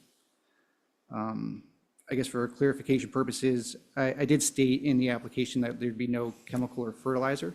There was some confusion with the applicants, and I think for transparency purposes, they thought that meant hazardous materials or hazardous chemicals. They do propose to have temporary storage of fertilizer and pest control management, which is allowed under the wellhead recharge portion of the bylaw, 13912 G1B. It would be stored there on a temporary basis throughout the year. That type of inventory is stored and kept on site when the applicants order it as needed. It gets received and then they use it right away. So it would only be on site above the impervious surface, stored in accordance with the manufacturer's label, which is the standard in that particular portion of the bylaw. And again, that would only be for a very small portion of time in the busy landscaping season. Otherwise, throughout the rest of the year, there wouldn't be that type of storage. They are proposing to have 48% open space, which is about 2.5 times what's required under the bylaw. Aside from the small concrete slabs for the hoop tents, in the open area, they propose to have gravel throughout the interior of the project, which would be impervious surfaces. We'll obviously operate within accordance with the noise bylaw and the lighting bylaw. I don't see much lighting being on this site since there's no real structures. This use requires one parking space for each lot, but as you can see from the plan, there's sufficient parking. Some of the applicant's employees take their trucks home at night, so it's not going to be an issue to have parking on site. It is located in the Zone 2 of the Wellhead Protection District. They will provide a water quality certificate, which they've agreed to provide, hopefully after this hearing, but before the decision gets filed, which is one of the conditions in the staff report. Ed Pesci is reviewing it. Typically, drainage is not required with a low-impact use special permit. However, throughout the plan review process, in discussions of staff, they have agreed to provide it, and that was provided in your materials. These guys have done a great job from the get-go. I think they engaged the right agents. They've met with staff on a regular basis. There was a question about the road on Little Isle, and they did agree through a staff recommendation that they stabilize a portion of Little Isle with either ACPAC or some other type of comparable materials to and potentially open up Little Isle a little further, and also install a 20-foot gravel track pad to act as an apron from Little Isle to Miller Lane. They're not asking for any waivers, and we've reviewed all the conditions in the staff report, and they would gladly accept them. So for those reasons, we'd ask that you approve the relief. Great. Thank you, Brian. Questions? So one of the things I'm a little concerned about is the fertilizer on the lot, but I think what helped me is within the hoop tent is if there was like a drainage, catch trace drainage, didn't like, but go into the well water and where we could capture any of the fertilizer was drained in, pitch it all to the center. And then again, it's maintenance vehicles or maintaining your vehicles or lawnmowers or anything like that, if that could go within that hoop shed, and then anything like oil or anything dripped out, it would go into that catch basin, and then once a year they could get it cleaned, or every couple of months, whatever, depending on the season. But I think that would help me if you're gonna store that, if we can have it in there, and then just have that drainage catch basin, which would be great. Yeah, I 100% agree on that. That's my concern as well. That, I mean, even a small container to keep it in separate from everything else, so that if there's an issue, that it doesn't just drain right into the ground in our wellhead protection district. Well, if they ever went from a hoop house to a or legitimate structure, it or a would be nice to legitimate have that structure, place. yeah, on a cement pad. I think that's something we'll definitely would consider. They get a pallet of fertilizer in, and within like a week or two, it's gone. So it's not really there for a long time. The code does state that if it's above a impervious surface and stored on a rack, that's what is required under zoning. But perhaps if we spoke to Ed Pesci to see if, he determined that to be sufficient, that's something we would definitely comply with. If he required it, we certainly would do it, but. Yeah, I just kind of feel if this ever went from a hoop structure to a, say, steel building or something, that would be required by law. So if you're gonna put the pad in for a couple extra grand, I think it would be really wise. And I think that the other part, it would just alleviate any fears that anyone had in the neighborhood, or, like Joanne was saying about Tom's Way, like, just, I think being smart about this. And I don't think that really would come up that much as an expense, but it's proper planning is kind of what I'm hoping to do. Understood. As well with the pest control stuff you have too. I just think it's smart, it's safe, and, I know that it might not be there for long, but it only takes a second for disaster to happen, so. Yeah, I think, I don't, would Ed Pesci be the one to make that call, Meg, on how that's stored, if it's safe or not? Ed could certainly comment on it, but that would really fall under, I believe, the jurisdiction of Mark Willett through the Certificate of Water Quality Compliance. Fair enough, so maybe we could ask, or you guys could ask, because you have to ask for water quality compliance, maybe ask him to just send a letter to the board saying, this is the safe way to store these materials in the wellhead recharge district. Yeah. Certainly. If that's part, those are part of the conditions. Yep, that we will gladly be, accept, and definitely be part of the conditions. if it's required, they'll certainly do it. All right, great, thank you. Any other board members? Anybody in the public? Nope. Entertain a motion. separately now? I have one quick Oh. note. Yeah. I have a copy and paste error on Island Gardens. I copied both conditions the same. Okay. So the screening's gonna just be opposite for the two, Oh, because they okay. share the interior lot line, so that would be the only change. Okay. And we're gonna review this again. I mean, I have some concerns about the entrance to Miller Lane off Airport Road. I think that can be addressed when we revisit this again and see how it works for the applicants. Yeah. And for the neighborhood at Miller Lane. So I don't think we really need to deal with it now. So do you want to continue this, is what you're saying? or- No. No, I think we're revisiting it. I think it's already in the He needs the condition. condition, that's one of yours? Yeah. Barry, that's your thing. That's a Barry Sunset. condition. Remember the sunset? I The West End? know, no, it's. If I can jump in and just elaborate a little bit on this, this kind of came out of conversation that Billy and I had with the applicants. You know, there was a question on shouldn't you open a connection to Old South Road? Should traffic be facilitated through Miller? You know, and after discussing, it's really it applies more broadly than to just this property. There's some neighboring properties under zoning enforcement action. There's some properties that are not developed. Maybe they're going to be developed soon. Perhaps they're not. You know, that'll add a cut through to all of the daffodil evergreen. So there needs to be a more comprehensive overview on that before we make a decision just out of the special permit. So that's where the suggestion of reopening this after the season to see if that would be warranted or even something that this area would benefit from or even want could happen at a later date. Yeah, and maybe some changes could be made to the entrance to Miller Lane to accommodate their traffic a little better if it works out for them, so. I think that's good. I think, so, no one's in the public. We need to do, we need to do two separate closings So- here of the I'm public. gonna make a motion that we close the public hearing on Ryan Conway. Let's just start with that one. Second. All right, motion made by Barry, seconded by Nat. All in favor? Aye.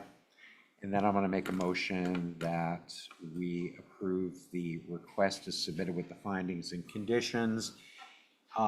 Anything as well, like with Ed Pesci, subject to staff review with comment back to the board. if necessary. Including a letter from Mark Willett about the Correct. storage of the. Right, I think staff can handle that administratively. Yes. And if there's a problem, they can flag it back out, but there's no sense of 100%. application Yep. on that level. So that's my motion for that one. Second.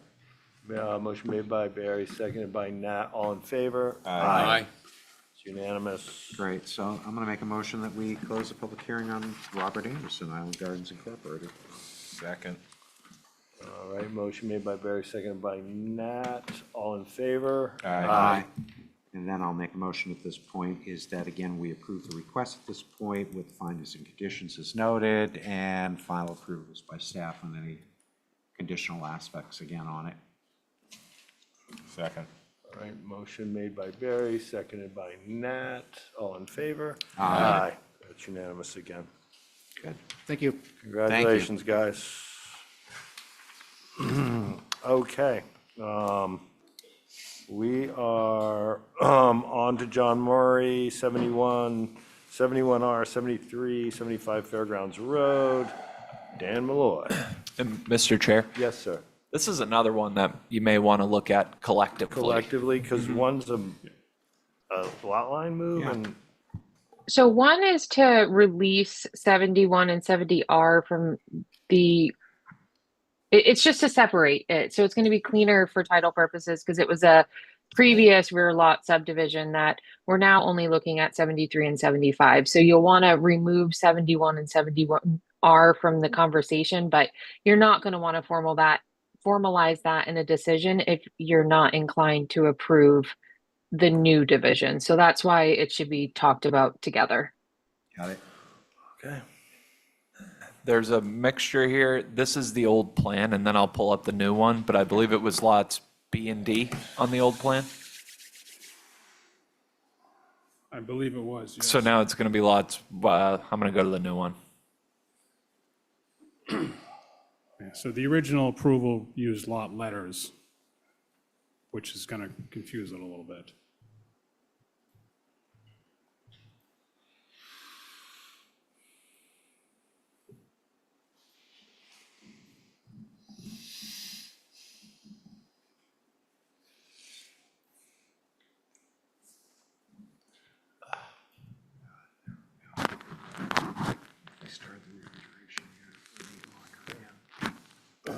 Yep.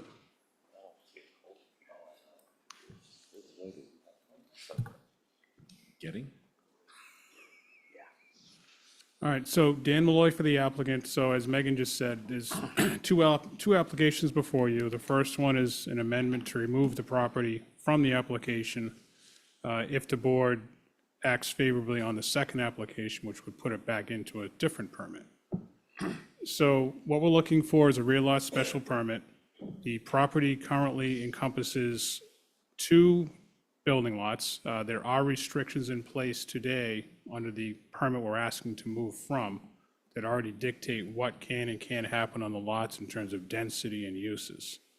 What we're asking to do is put a new special permit in place that would essentially carry those same conditions that are in place now, where you would have the existing, so effectively what's happening here, you have the existing house will be on a lot. There's the garage, big building that exists today will be on a lot. And you have this lot out front. So the front lot right now is a vacant lot. It exists today as a separate building lot. They've actually already started clearing. I think there's some boxes out there now. Eventually that'll be a modular. So the front lot exists as it sits today. It's restricted to, well, what we're proposing to do is make sure it's restricted to only 1 dwelling unit.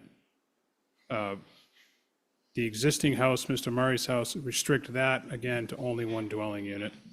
And then the rear lot in the back, which would be the actual new lot back here, would also be restricted to 1 dwelling unit.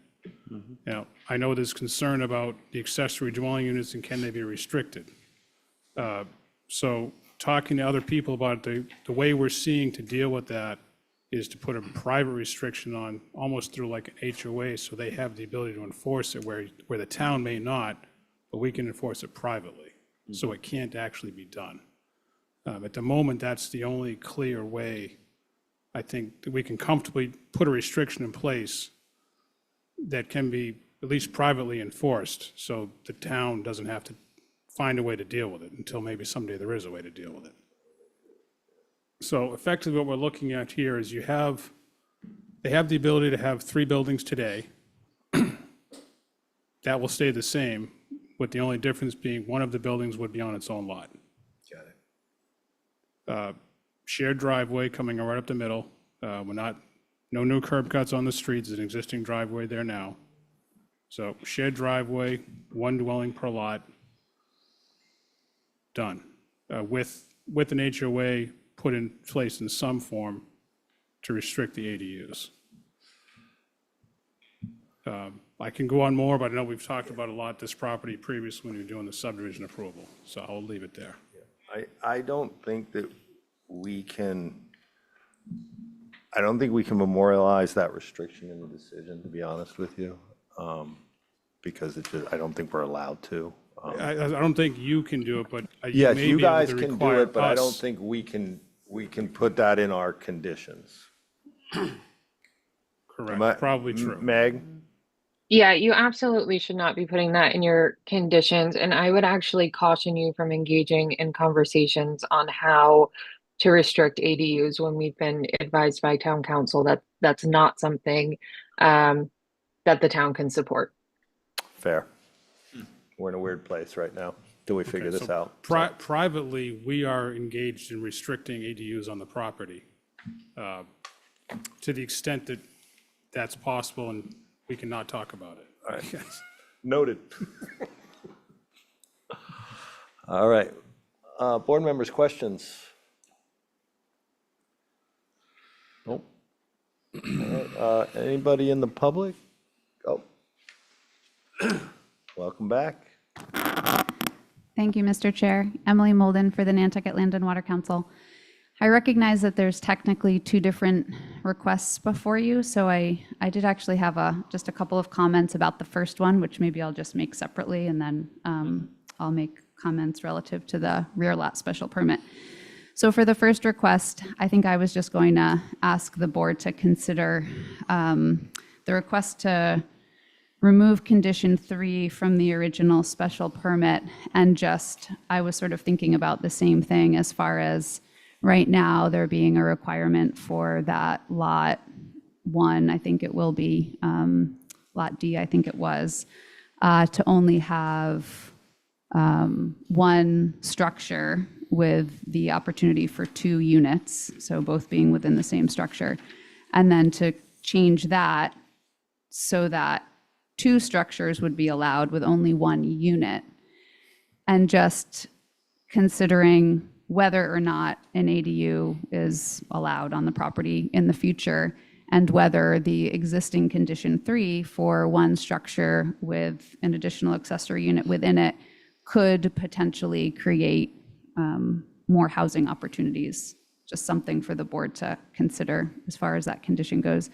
The other comment that I would just make about that initial proposal, as far as the request to essentially release 2 of the lots from the original special permit so they can be re-subdivided into 3 lots, I would just suggest that I know there were some board members who were opposed to the re-subdivision into 3 lots, and I would just suggest that the board consider, if you were opposed to the division of those 3 lots, that you may therefore be opposed to releasing the 2 for that division. So when you're voting on these matters separately, it might just be something that's important to consider. Now I'll just jump to the proposal for the rear lot subdivision. Obviously, I think the board knows that this area was originally part of a 2018 special permit for subdivision, and that obviously we're back here talking about them again because of a desire to try to create 1 more lot out of this area. I know the board will also recall that we were opposed to the approval of the definitive subdivision plan for this project last fall for a number of reasons. One was a strong legal opinion that, based on the plain reading of the bylaw, subdivision is not eligible for conversion to a rear lot unless it meets all of the zoning and subdivision rules and regulations. I understand that the board received an opinion from town council last fall that a rear lot conversion can take place from a definitive plan that required and approved waivers. Respectfully, we do still disagree based on our legal counsel's opinion, and I did submit last fall a legal opinion from our counsel, but I realized too late to submit it for this hearing that based on the timing of when I submitted that last fall, I don't think it was ever actually included in any of the planning board's packets. And I also don't know that it was ever passed along to town council for their consideration. So if I may, I just would love for the record to submit a copy of that tonight so that it can be included in the file for this application. I have a copy for each of you that I could just provide, if that's okay.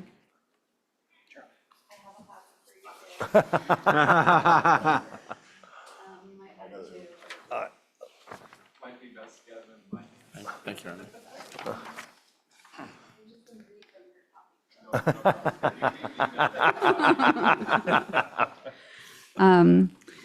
So aside from that concern around whether or not a rear lot conversion can take place if the subdivision approval required waivers, putting that aside, I think one thing that everybody would be in agreement on per the bylaw is that the rear lot provision allows for infill development only at the same density that could be created by a conventional subdivision.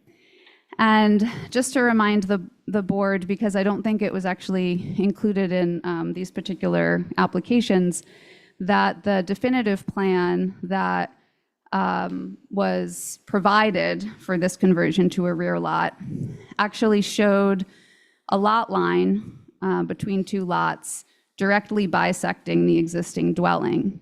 And that essentially would require variances from the Zoning Board of Appeals and creates a number of zoning violations. I think that's also important to note that that's different from, for example, the A&R that you approved earlier tonight, which also had a division bisecting an existing dwelling, because as an approval not required, they're only required to really consider the area and frontage and not necessarily comply with all of the subdivision rules and regs as a definitive plan is, such as this one, which was approved. So my point in bringing that up is basically to draw your attention to the special permit that was issued earlier this year in January of 2025 for the definitive plan that's now being converted into a rear lot. And in looking at that special permit, it included a number of conditions, including condition number 6, that each lot shall comply with the ground cover ratio, front setback, and side and rear yard setback requirements of the underlying R10 zoning district. So that was a condition of the definitive plan that was approved in January. But that definitive plan approved lots that do not meet those underlying zoning requirements. They absolutely do not meet the setbacks because they created a lot line that bisects an existing dwelling. Therefore, it was essentially creating a new lot that could not be existing under existing zoning and therefore is not eligible for a rear lot permit. So I wanted to bring those items to your attention. I still don't believe that this rear lot subdivision is appropriate given the requirements of the bylaw and the lots that were created from the definitive plan. Thank you very much. Thank you, Emily. Anybody else online? Oh. Anybody online? No, just Okay. Paul Santos and Christy Ferrantella. All right. Just? Well, two people. Could I speak to that just briefly? Yes, So please. in terms of and Megan may have a different opinion, but in terms of all the approvals the board has granted on this property to date, as well as, I'd be willing to say, hundreds of other subdivisions across the island, when a plan is approved, regardless of its intent, if it shows a property line through a building or shows a zoning nonconformity, first off, that's not the planning board's decision to correct. But beyond that, when you see a plan like that, the intention of that plan would be to remove that building. So it's the subdivision control law allows that to happen. It allows plans to be approved which show lines through buildings, shows some type of nonconformity. There's also a clause which exempts the planning board specifically from being responsible for that. But more importantly, the intent of a subdivision plan, as you've seen on other plans tonight, shows an existing structure someplace, shows a property line either going through it or close to it, which dictates, and usually is on the plan, or if it's not, it's mentioned that that building will be removed. So I just want to be clear that there's no gray areas or confusion that there's something that you or the board or anybody else did to try to do an end run and do something wrong. It's completely allowed and it's done everywhere. So I just wanted to cover that. Thank you. Board members, questions? Mr. Chair, Megan has her hand up. Oh, hi, Meg. Hey, I was just to echo Dan's comments and maybe provide some further clarification.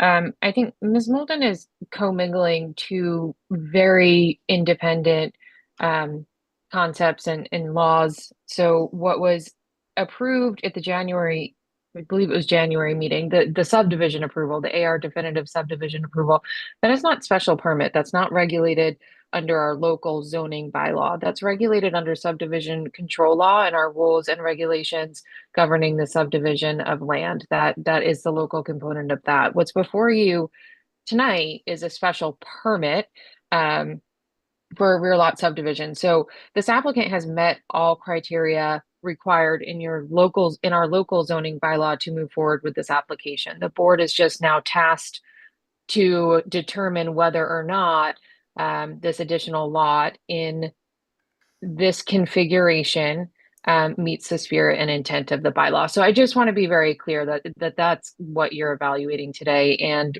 what's before you is absolutely eligible to be before you. Thank you. Board members? I have nothing. Nope. Good, Joe? Anyone online?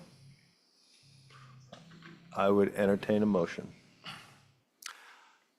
Well, let's start with the motion to close the public hearing. Do you want to do these separate? I think that's, again, best. Yeah, I to- think we'll do it separate. All right, so on the first one, which is 71 and 71R, 73, 75 Wait, hold on. Fairgrounds. Okay. Can I add Oh, one, yeah, hang on, though. just before Sorry, you, before I do that, We're before you just vote closing the public. on the removal, I would suggest you vote on this rear lot special permit, or at least consider them.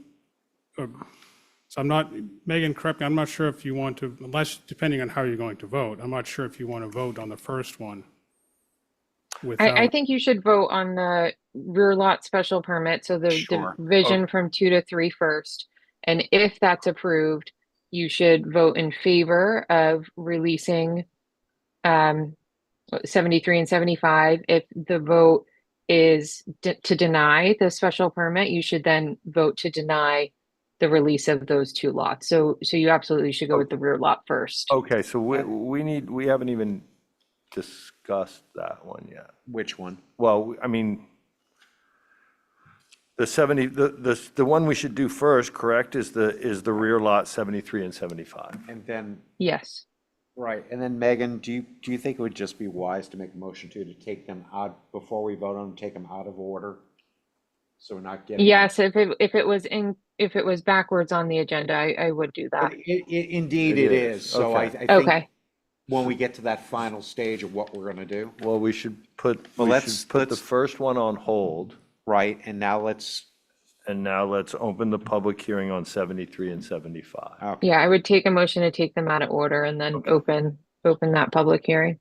Okay, great. So I would entertain a motion. I will make a motion at this point that we take these out of order. Okay. I'll second. Okay, motion made by second. and- Wow. Motion made by Barry, seconded by Joe. Now, just, yeah, I tell you. All in favor? Aye. All right, so we're on to John Murray, rear lot 7375 Fairgrounds Road. all right, Dan Malloy again, so it's the same, essentially, I'll just go through it very quickly again. So you have a rear lot special permit in front of you to create one new building lot. The permit would carry forward similar restrictions, if not more restrictive conditions that are currently on the property, meaning that the 3 lots would be restricted to 3 dwelling units across the 3 lots, 1 dwelling unit per lot. That's something that we would entertain privately to put a restriction in place for. So what you have now is, on the bottom left of the screen, you have an existing vacant lot. We're showing a proposed house. That house is under construction as we speak. You have the house on the right in the middle, Mr. Murray's existing house. And then in the back middle, you have the existing garage, which is on a separate lot. So you have the same number of buildings that you could have today under the current special permit. The only change that's really happening is you're allowing the back lot with the garages to be a separate lot. That is effectively what we're asking to do through the rear lot subdivision. Okay. Questions? Board members? Public? Aye. Thank you, Mr. Chair. Emily Molden for the Nantucket Land and Water Council. Is it technically possible for me to just say ditto my comments for the record? That's Does fine. that work? That Okay, works. from the last application. And then I would just add publicly, I apologize for not printing off enough copies to hand one to Mr. Malloy. I'm sorry. Thank you for providing him with yours. happy to I do that. appreciate it. Thank you very much. All right. Thank you, Emily. Anyone online? Okay. I would entertain a motion. All right, so I'm going to make a motion at this point, now that we've taken things out of order, to close the public hearing on 73 and 75 Fairgrounds Road, the rear lot. Motion made by Barry, seconded by Nat. All in favor? Aye. All right. Now I'm going to make a motion at this point is that we approve the special permit for a rear lot subdivision on 73 and 75 Fairgrounds Road with the findings and conditions as identified by staff.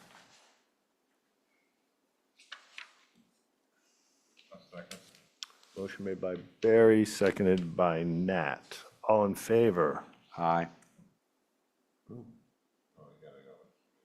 I'm sorry. No, No, we don't. No, we You don't. can do this as a collective. Yeah. Sorry. We did it a minute ago that way, so that's why I think Dave went that. Why don't, No, I had to with Abby. Oh, okay. So no, we're voice. So I have 3 ayes, those opposed? 2, and those opposed, 2 nays. No? Yes. Yes, I'm a nay. and I'm a nay as well. Who is yes and who is no? Sorry, I can't really hear or see. I'm sorry, Barry, Nat, and Joe are a yes. John Okay. and Dave are a no. Okay. I'm just being consistent. Okay. So that does not carry. Correct. Okay. All right, thank you. Sorry. So, Megan, Yep. So you need to dispose of the other Thank request you. to release these lots, and because you did not have the 4 votes to approve this rear lot special permit, I would highly recommend you deny the release of the lots from the conditions of the original special permit. all right, so let me make a motion at this point that we close the public hearing on 71 and 71R, 73 and 75 Fairgrounds Road, the re-subdivision. Second. Okay, motion made by Barry, seconded by John. All in favor? Aye. Make a motion that we deny the re-subdivision at this point of 71, 71R, 73 and 75 Fairgrounds Road. Second. Motion made by Barry, seconded by John. All in favor? Aye. Aye. All right. Thank you. Thank you. Thank you. Next planning board meeting is Thursday, May 15th at 5. Next regular planning board is June 9th. There you go. And we are in the meeting trailer on Thursday. Okay, Okay. all righty. I would entertain a motion. Motion to end the meeting. Anyone? Anyone? A motion? To adjourn. Anyone? Motion to adjourn. Do I have a second? Second. Motion made by Nat, seconded by John. All in favor? Aye.